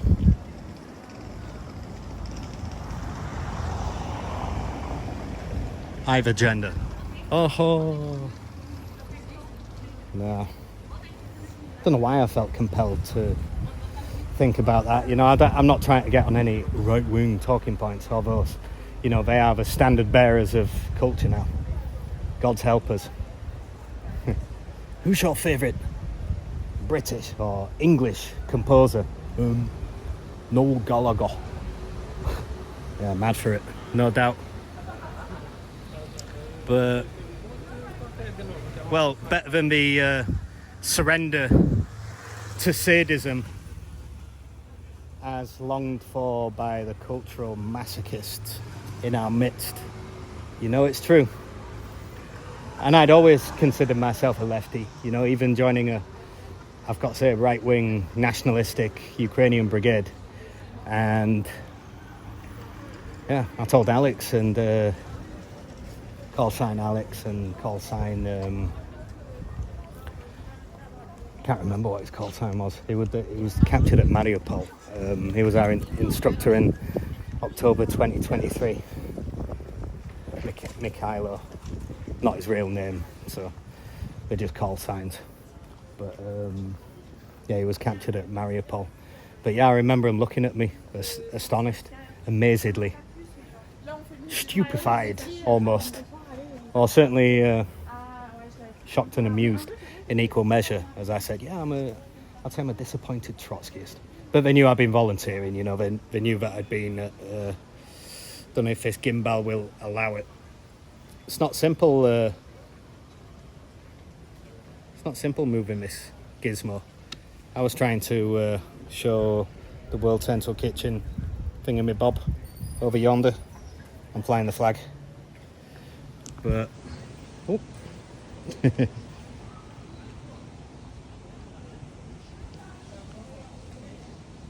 Oh, pizdiet. Oh well, I think we'll pause this. I think I might have fixed it. That was a truly heroic piece of cumbersome fumbling, an omnishambles of small motor skills and basic comprehension. You know, regarding the intricate workings of delicate gadgets and gizmos. Anyway, we're heading this way. We're along the Herrengracht, which is parallel to the Singel that I followed for so long. And again, just maximising the canals in the turning what should be, I think, a 3-click walk, I would estimate. I think it's, yeah, near enough 2 miles from Amsterdam Centraal in the northern part of Devalen, where the port is, and the main train station from Devalen to the Leidsegracht line and the American hotel, I believe, is. Anyway, if it's a 3-click walk, I've turned it into an 8-click walk, but it's all good. It's all good.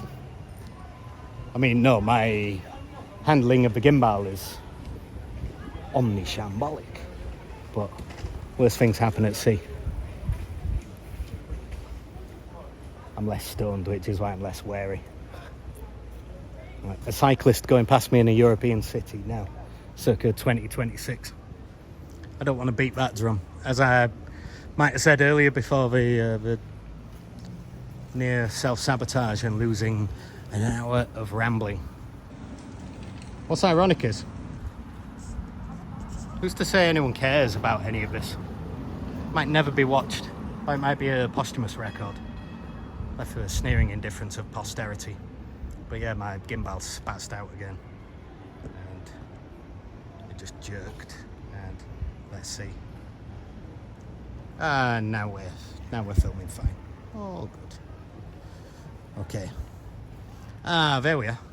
So this is where the Singelgracht has water coming through, and this canal is the Leidsegracht, going straight south and passing the penultimate, antepenultimate, pre-antepenultimate, and well, yeah, that's it, canals. And then the 5th one, Singelgracht. So this is nice. So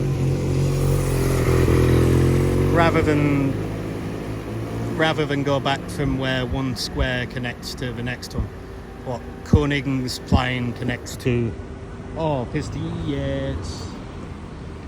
jetzt Bliat. Yeah, there we go. Made in China.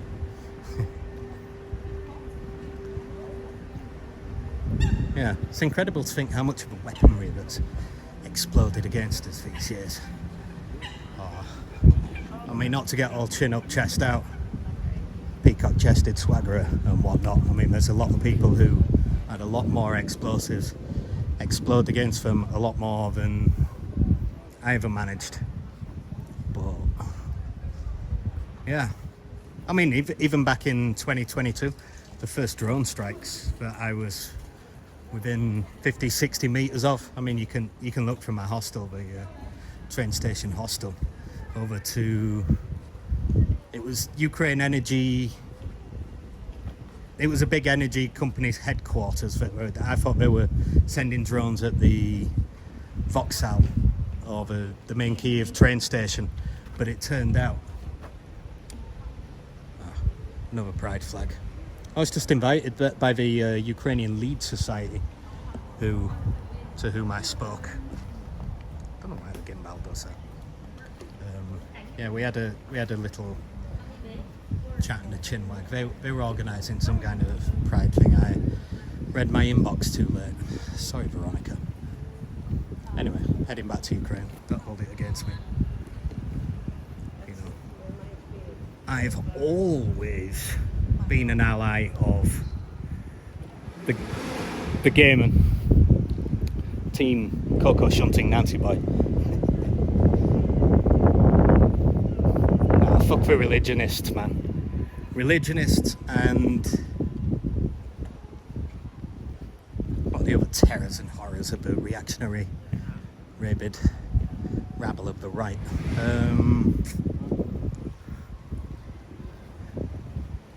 Yeah, a lot of things that I used to think were villainies seem like virtues these days, like being the only side who actually cares about the preservation of culture, although I could do without over proselytizing, even if it's Christianity rather than Islam, make it Judaism, make it anything. It's all an abomination to me.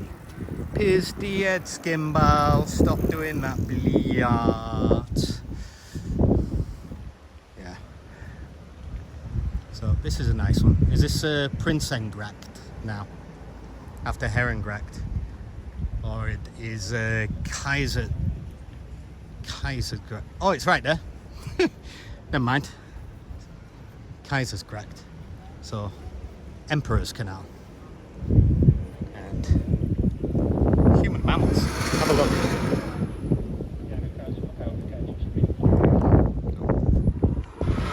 The gimbal doesn't want me to look. Sabotage me all day it is.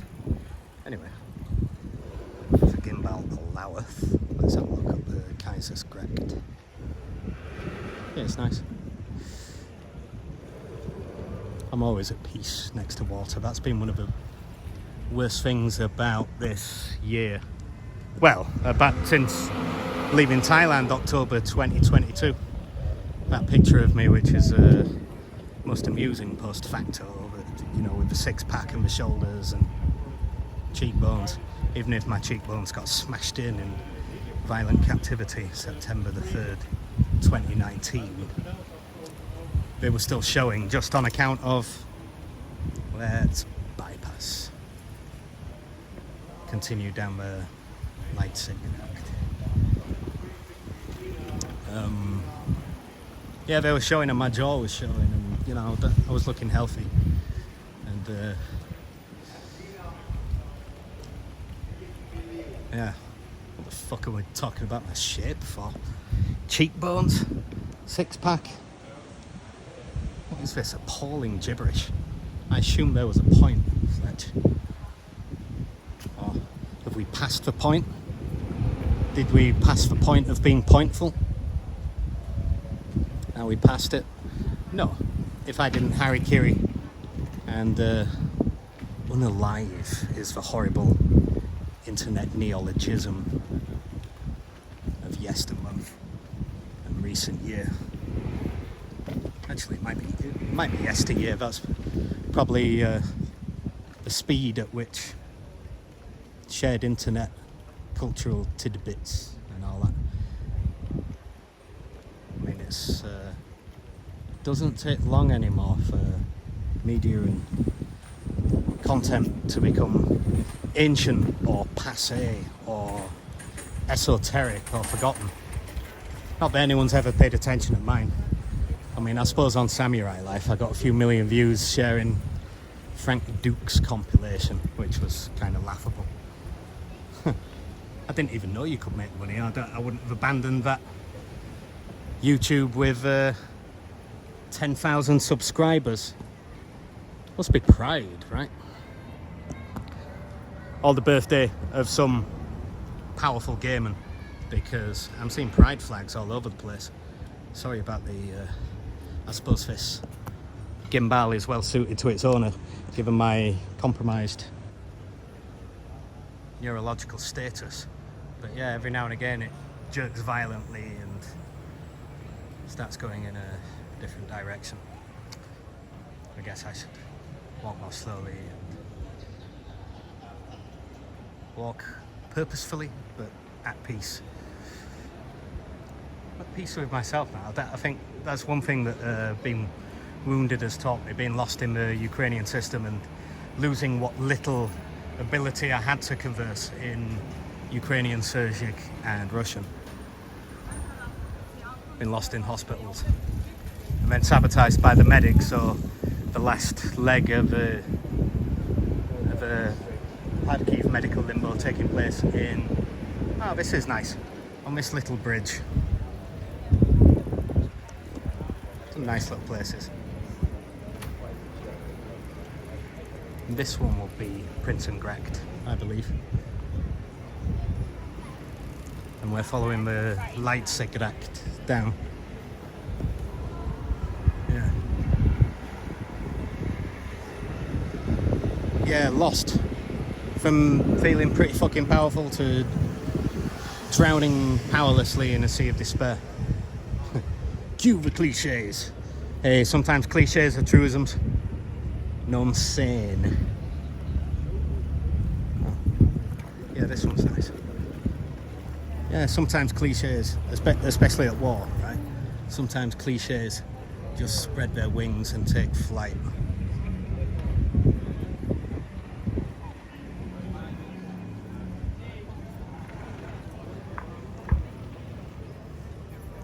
Generally resistant to cliche. Cafe Piper. Ah. Well, did I ever mention the war? Don't mention the war. Well, you know what?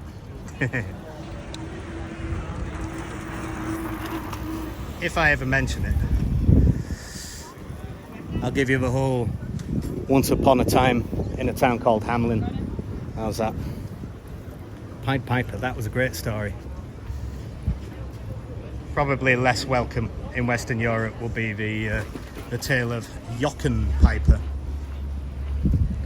or Joachim Piper, shortened to Jochen.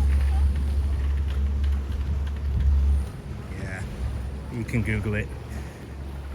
We don't need to obsess. Who cares about history, boy? No one even cares about the present. We exist in a goldfish bowl of narcissism. And what kind of quixotic will be recording videos, much less trying to write to people? I mean, ugh. And we're on 10% battery, but my hotel is down here, happily. Hopefully, well, I've attached it to the gimbal, but the gimbal might die at some point. And yeah, we're almost there, down the home stretch. And it's been an aesthetic walk. I mean, granted, I'm a blundering stumble bum. I didn't expect to get quite that high. Wasn't drunk at all, although, you know, being able to switch from Desperados, which is Dutch, with a Colombian flavour, aguardiente, but yeah, getting to, now that we're in Holland and we're in a place that doesn't sneer or growl or say huh, what, que, sto, alai, when you ask for a wheat beer. Yeah, being Belgium's neighbours, of course. It looks nice over there. Well, I'm glad we're following the canal down, and I believe I can see the Singelgracht, so it's in sight.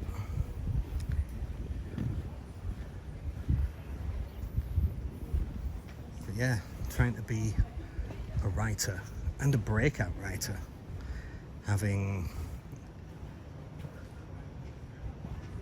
I don't know, behaved with quixotic myopia.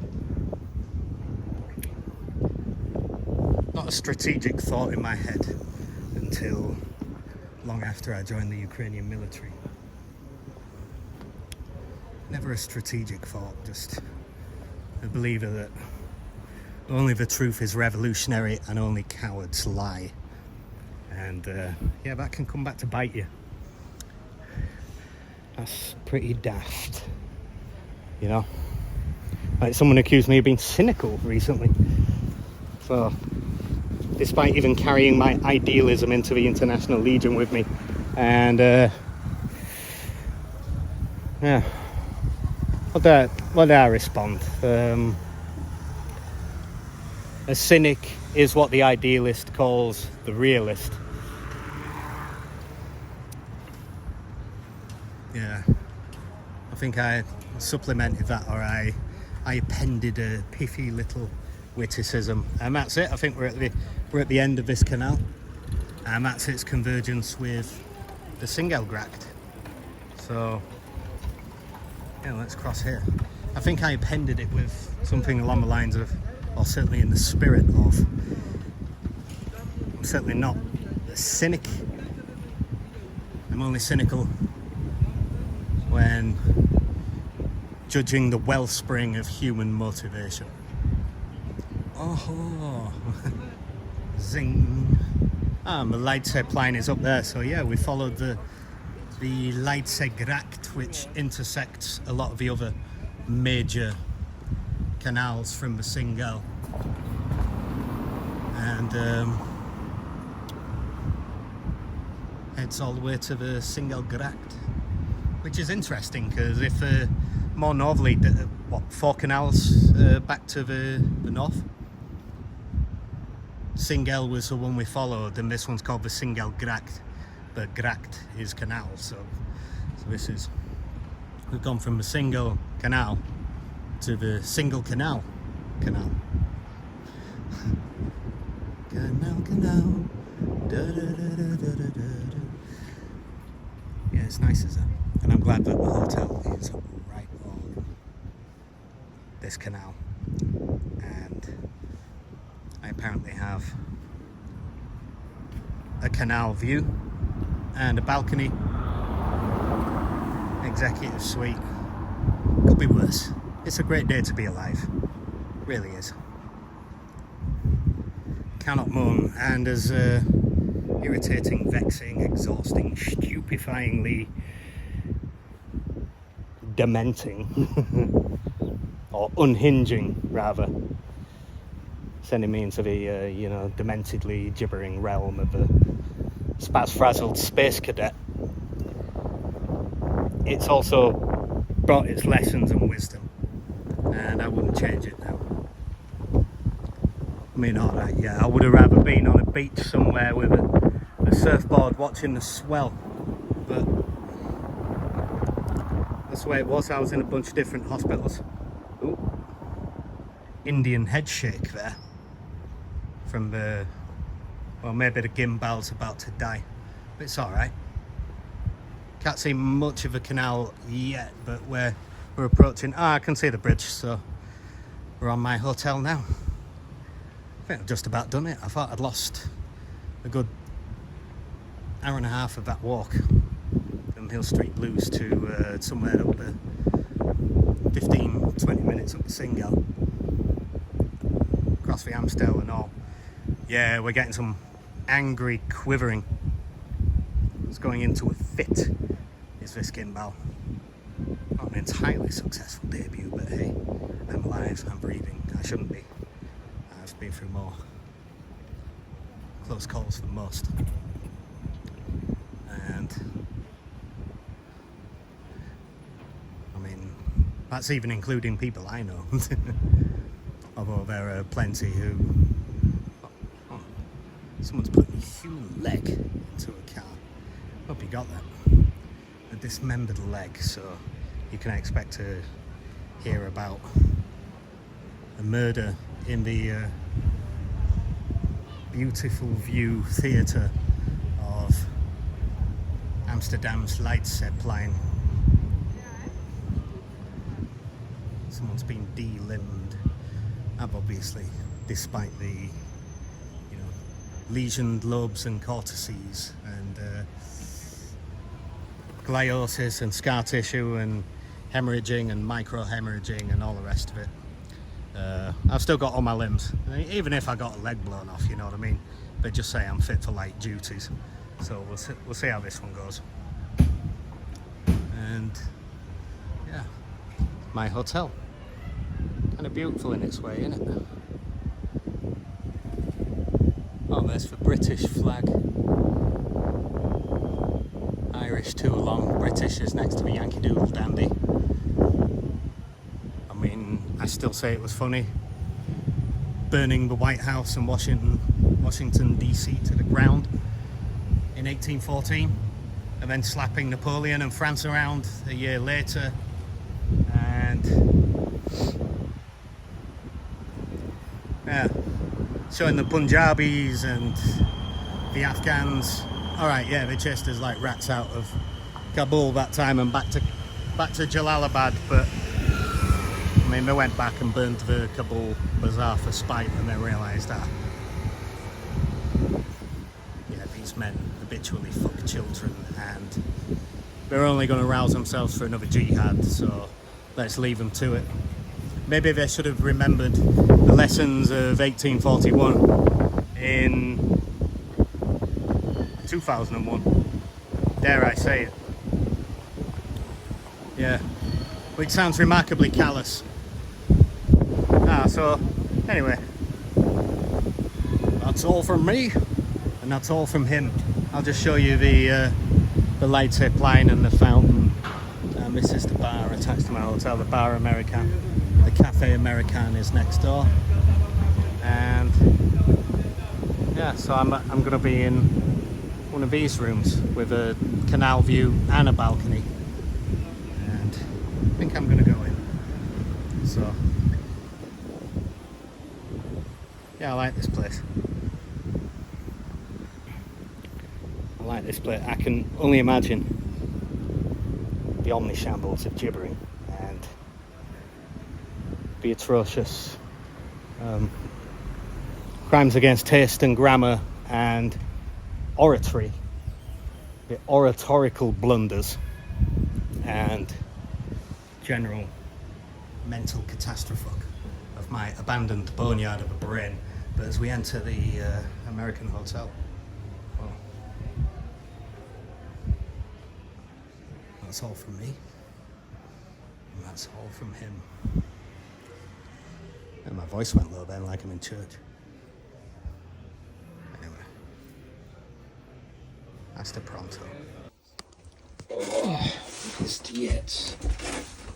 Travel light, they say. You're stupid. No bath. I made the trade-off, but a hell of a trade-off it is, because no risk, no reward. Okay, the smaller room and no bath, but it paid off. Right next to the Irish flag, to be sure. I been a wild rover for many's the year. I spent all my money on whiskey and beer, and so on. Yeah, it's a good day to be alive. Life could be worse. So I'm gonna smoke myself stupefied tonight, but over the next couple of days, oh yeah, let me know. It'd be wonderful to see you. And what a time to be alive. Let's share some moments to hold by the stem, because this is a lot lovelier and a lot leafier than where I'm en route to. That's for damn sure. Anyway, I hope you've had a good festival. And one last little thing, said the actress to the bishop and all that. Can't really knock the room. I gave up on a junior suite, but without risk, no reward, right? That is a hell of a gamble, because this executive suite, which is less than a junior suite, has a canal view and a balcony. Oh, lovely jubbly. There's the Singelgracht. Right next to the Irish flag too, to be sure. I've been a wild rover for many's the year. I spent all my money on a whiskey and beer, and now I'm returning with gold and great store, and I never will play the wild rover no more. And it's no, nay, never, no, nay, never no more will I play the wild rover, no, never, no more. I'm going to think of this red and black flag as the Ukrainian independence flag, and Slava Britannia, Veliki Britannia in the hizzy getting busy, and then some shithouse copycat, like a rebellious child that grew too big for itself, and an overlarge, swollen and bloated monster that grew until it ate itself. And then Well, you're lucky that last flag is that way around, because invert it and we're going to have problems, you know what I mean? Show problem, blöd. Smert Moskaliam, blöd. Yeah, this is nice. And you can even smoke on this balcony, as evidenced by the ashtray. So I rolled a nice thick spliff, half of charas. No Nepalese hash, but charas is equally nostalgic for moi. And half super lemon haze, which, to be honest, is solely a European experience for me. Reminds me of Spain. That being the first place I lived, and I left England in 2010. Had my journalism degree, wasn't much to stick around for. I did not choose wisely in my friendship groups, and you learn and grow. You learn and grow. But yes, on that note, I suppose I won't show the coat because I wouldn't want the association. It might not be the done thing, but like I say, Ukraine needs cannabis after the war for the treatment of PTSD, for the lessening the frequency and ferocity of domestic violence or acts of violence born of traumatic stress,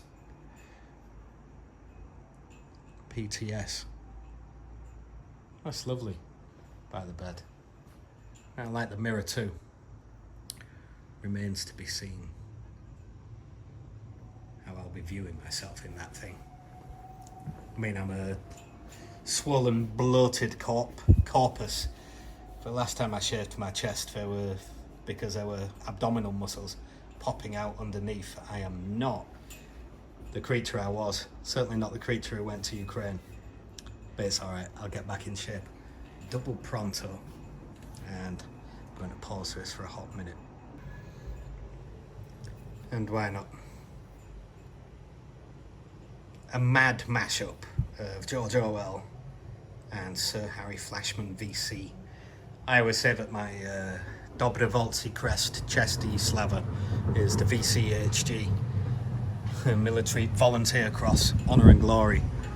But seeing as I say Volci rather than Dobrovolci, my commander Santa told me it was called the Slavovolci crest, but honour and glory because it was based on an earlier badge that used to say Slava E chest, the glory and honour badge. And now as a battalion level decoration, it's inverted, chest E Slava, honour and glory. It's nice and leafy on the other side. I might have touched briefly upon the abject misery of a burned over post-apocalyptic wasteland of the Serebryansky forest, or Kremina forest. I don't know, because I was almost immediately drunk or half-cut tipsy and massively stoned upon arrival in Amsterdam. And I drank the way here. Not very soldierly behaviour. Not to mention it's puffed my face back out. Yeah, so much for the cheekbones making an appearance on this one. But we're going back to war, it's going to melt off soon enough. Not that I'm returning to a vegetarian lifestyle or anything like that. I mean, war is a carnivorous business. I've been back to eating meat since I left Thailand. October the 12th, 2022. That picture of me, the last time I'd shaved my chest because I had the six-pack on my shoulders. And I mean, that was my last day. I was cabbaged on mushrooms and en route to Phuket airport after that surf. Still tripping on psilocybin magic mushrooms.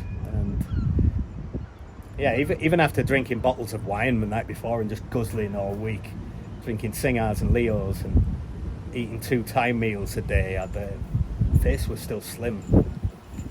No love handles, but yeah, that'll come back quickly enough. And obviously I'd rather be In Pursuit of Pleasure in the Palm Shade of Paradise, and I've already had ciężkie poranenie, or severe wounds by classification. Ciężkie poszkodzenia klasyfikacji. Yeah. But if a man sets himself to do something, what's his word worth if he reneges on it? I said I would volunteer, and I mean, I tried to keep fighting after I got wounded. I even got sent back to the unit later on, and I fought for 6 weeks immediately after being wounded until, pretended to go to Hardkey. Well, I did go to Hardkey for 3 days, but I pretended to go get an MRI, and the ophthalmologist, it wasn't even a real MRI. It took about a minute, and the 3 MRIs I got in hospital that actually showed all the damage in both the left and the right hemisphere, intracerebral, subcortical, and, damaged lobes and cortices as well. And monocular vision, obviously. But by then I knew that it was done. You can't. I knew that after 6 weeks it wasn't a temporary effect of concussion, and it wasn't actually a concussion. But yeah, without resistance, the victories of evil are predetermined. Donate to World Central Kitchen if you got some shekels to spare. Donate to me so I can buy more cool tiger stripe, and hopefully go back and wriggle my way out of the 253 regiment. And if I don't get a medical discharge, if the VLK pass me as partially fit, hopefully my friend isn't dead or captured, I join his unit, knock on wood, and fly some drones into Russian positions whilst singing Rule Britannia. Britannia. Fletcher rules the waves. I bought 2 surfboards when I left Ukraine last year, and I can't wait to put them to use. But there's a world elsewhere, and there'll be a time for that. We are where we're meant to be. Ukraine will conclude, for me personally, in 26 or 2027. Even if the war's ongoing, I don't have the mental capacity. Like one spliff, half full of charas, half full of super lemon haze, the old Spanish flavour, and charas of Southeast Asia, where I spent 12 happy years before flying off to war, October the 12th, 2022. Well,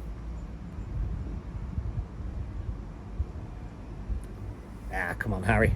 Does not do to dwell on dreams and forget to live. We are where we're meant to be, and without resistance, the victories of evil are predetermined. I'm looking forward to doing what I can, if not, hopefully getting a discharge or a little bit of compo, and then I can keep volunteering, and then I'll go surf somewhere in 2027, and whoop, there it is, in pursuit of pleasure as well as purpose.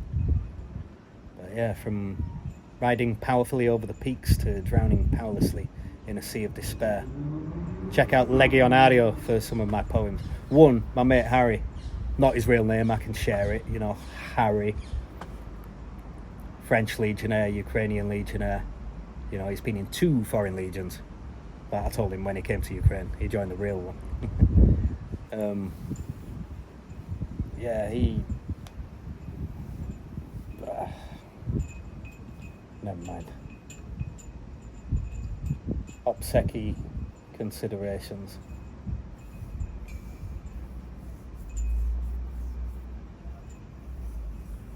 Yeah, another one who got hit by a mortar. I think he got his medical discharge, and now he's a recruiter. But we'll see how it happens. I've never had to edit what I say before, but operational security is a real thing. As loose-lipped as I can be, and as the old British wartime maxim goes, loose lips sink ships. Now, I'm so far out the loop, I'm as up to date as the Gregorian calendar.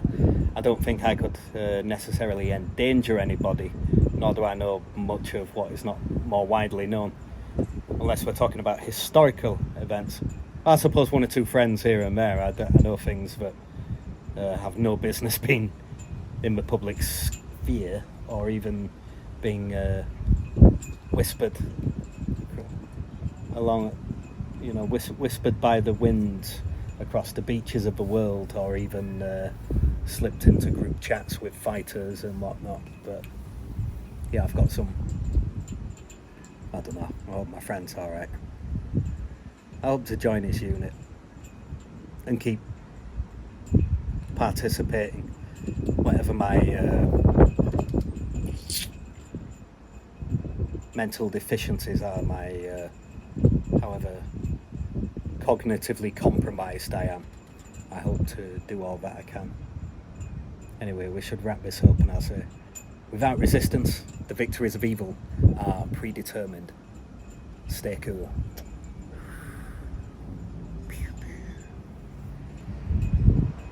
And yeah, goodbye from Amsterdam.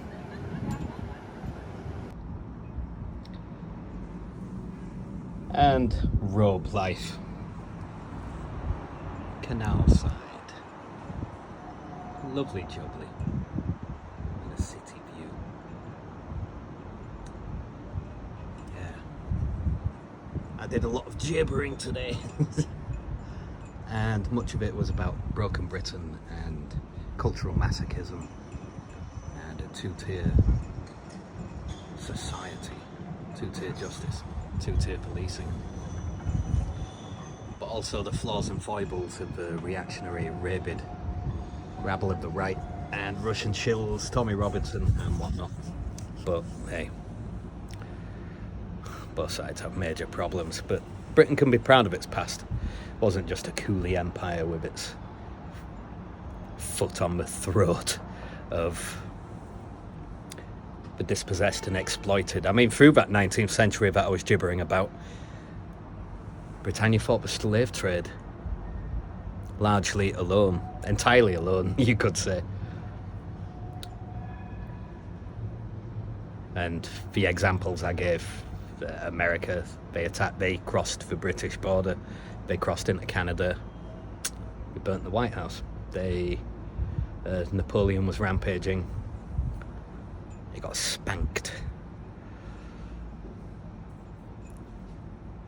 I love spanking the French, but never the man, you know what I mean? Saying that, Waterloo. Wow, wow, wow, wow, wow. Yeah. And then, well, all the examples for Sikhs attacked, you know, Maharani, Jindan Kaur, the lewdest strumpet to ever wear out a mattress, as Sir Harry Flashman VC might say. I mean, yeah, Crimea, Russia. Well, it's always good taking a bite at Russia's throat. Yeah.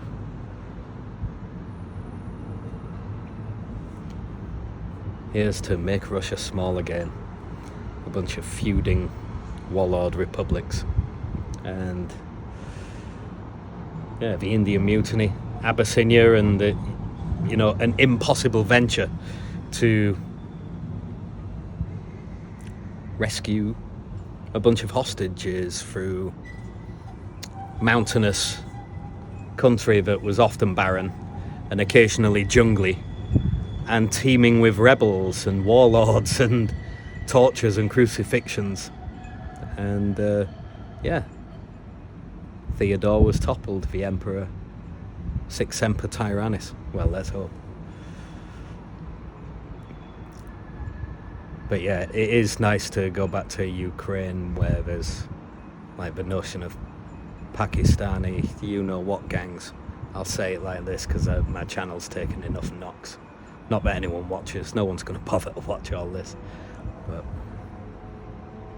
yeah, they still have the ability to recognise a real enemy, and they know that if you live by the sword, you might die by the sword, but if you don't pick the sword up in your own defence, you might perish of smelly diseases.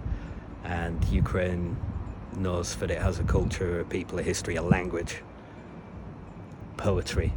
It's one of the most literate societies in the world, you know.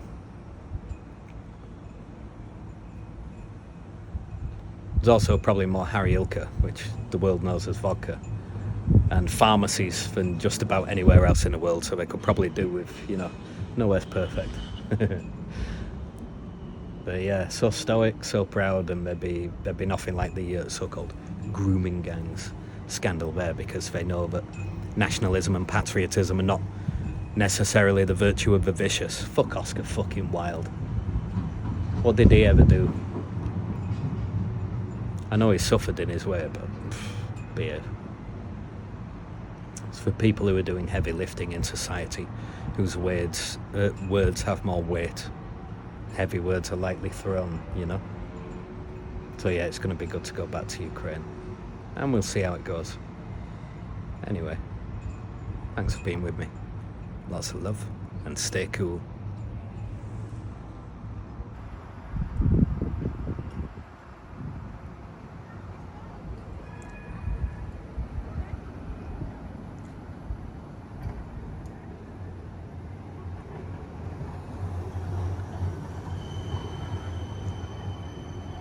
Lovely jubbly. Aloha. Well, an interesting postscript. A little bit of the weight has come back out of my flat bloated beach ball of a head, because I've just, since the last time I drank any liquid, I've just trekked about, it must be 20 kilometers. My feet are aching. The feet of a Ukrainian infantryman. I'm getting old. It was my journey, designed with zigging, zagging and meandering in mind, was 6.5 clicks from Amsterdam Centraal to the hotel, and then adding in Rotterdam to Amsterdam and dropping my bags off beforehand before doing my trek to the hotel, and all the rest of it, all the miscellaneous. That's probably 10 clicks. Well, I've just walked another 20. I must have fallen asleep in the evening. The cupboards are bare, like old Mother Hubbard's. Nothing to eat or drink. And I was chewing Gandhi's flip-flop. Woke up with a hose drawers in my mouth, so to speak. Obviously, dehydration has not increased my desire to go see the red light district. No, it was wild. I expected there to be at least one all-night shop, a spa, or something on the Leidsegracht line around 1:30, I imagine, by the time I got down there. On the Leidsegracht line, there was a McDonald's, a Burger King, and all the bells and whistles and greasy food, and you could still buy booze. Couldn't find a single shop or a spa. I'd been advised that in the other direction there was a spa or a 24/7 shop attached to a petrol garage, and I should have paid heed, but I thought, no, let's go this way, let's go through the Leidsegracht line and let's head to the Damrak or Dam Square and then into the heart of the red light district, and we'll be bound to find a shop. And yeah, silly me. I ended up from Konings. I guess when I got down to around Koningsplein, I must have veered far too far west and followed the rocking round, and then ended up west of Voorburgwal.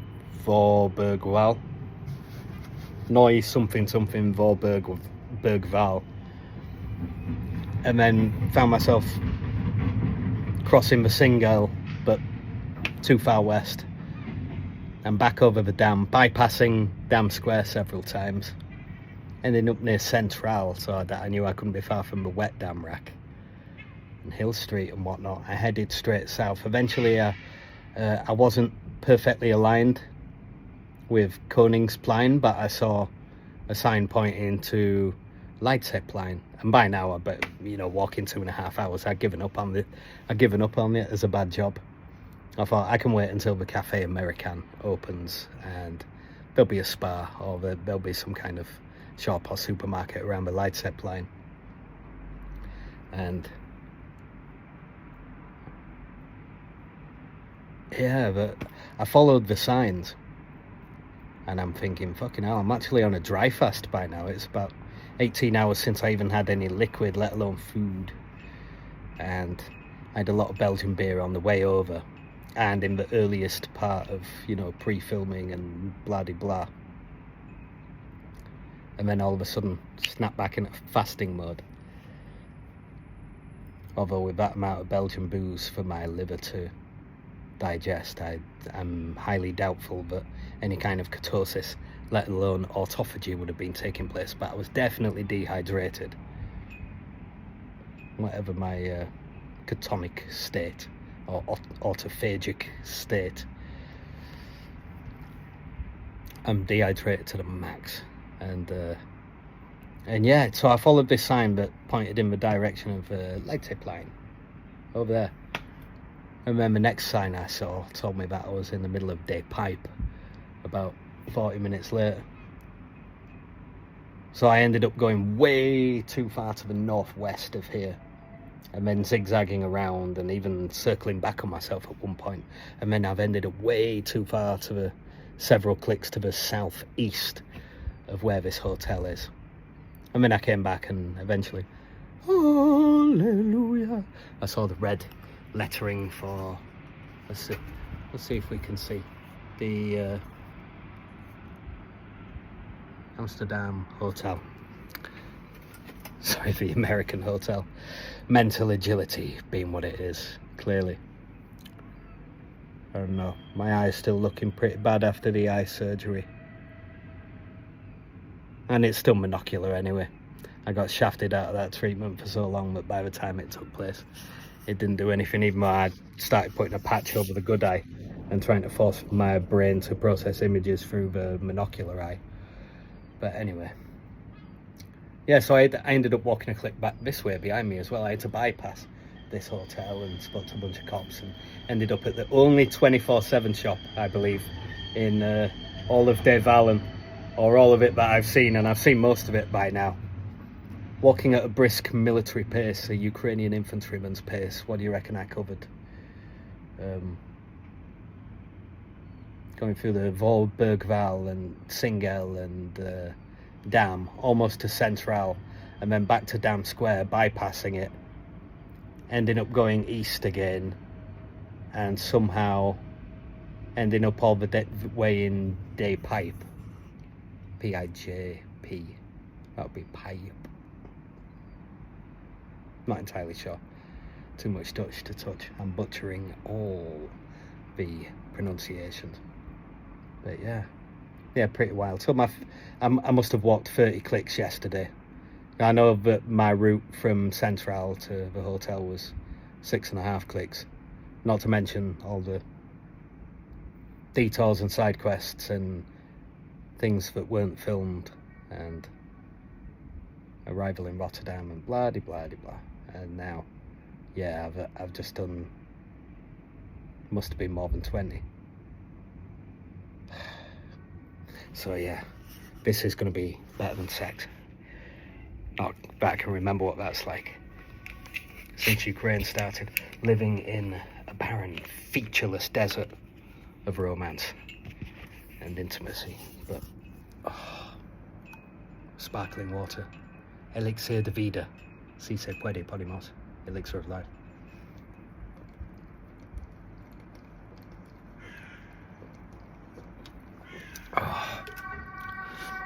It's another good day to be alive. Let's not die in Ukraine. Let's not even get fucked up and badly hurt this time, eh? There's a lot to be grateful for. Mucho agradecido siempre. Y la esperanza floreciendo eternamente. Hope blossoms eternally. Hope springs eternal. In Ukrainian, that'd be Nadia Roskvitaya Vichnya.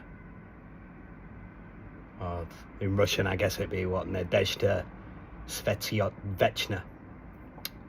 Hope blossoms eternally. Big love. Fletch signing out from Amsterdam. And I'm going to have a spliff and a Red Bull. Alright, Red Bull is not the thing to load your system with. After an impromptu 18-hour dry fast and 30 clicks walked yesterday, I'm getting very high and very drunk. And then suddenly not drinking any liquid and walking another 20 plus clicks. Well, including the vast bulk, at least 2/3 of the journey. My last drink was in Hill Street Blues. Only one Belgian beer by then, because I already had a bit on board, and I got pretty high, as you can probably tell from all the rambling. I'm recording this for the sneering indifference of posterity, who will ever watch it or care. But yeah, it's a good day to be alive. I hope I don't get killed in Ukraine. Hope I don't get hurt this time, but, you know. Anyway, it's just a cigarette, so no worries. Algorithm. La esperanza floreciendo eternamente. And being a published poet in Ukraine, I should probably say, Nadia Roskvitaya Vichnya. Powerful and how profound, flying high through golden air, until in shadow I was drowned, powerless in my despair. Now my cold sun scorns to shine, bitter soul, infernal fear, her roses hold more thorns than mine, winter is eternal here. Battered by the endless night, shattered, friendless, in a fright, dreams of love are shades of grey that fray while colours fade away. Blood and nerve and bounding heart, heavy words you lightly throw. How can spirit come apart like tears in rain or melting snow? Yet the sun still shines divine, phoenix rising, wings unfurled, golden glowing, smile and shine. There is still beauty in the world. There is joy and hope and love. Ride the dark nights of the soul. You can rise, transcend above that sense that you're no longer whole. In the darkness of the night, I shall try to shine a light. All my pain will disappear.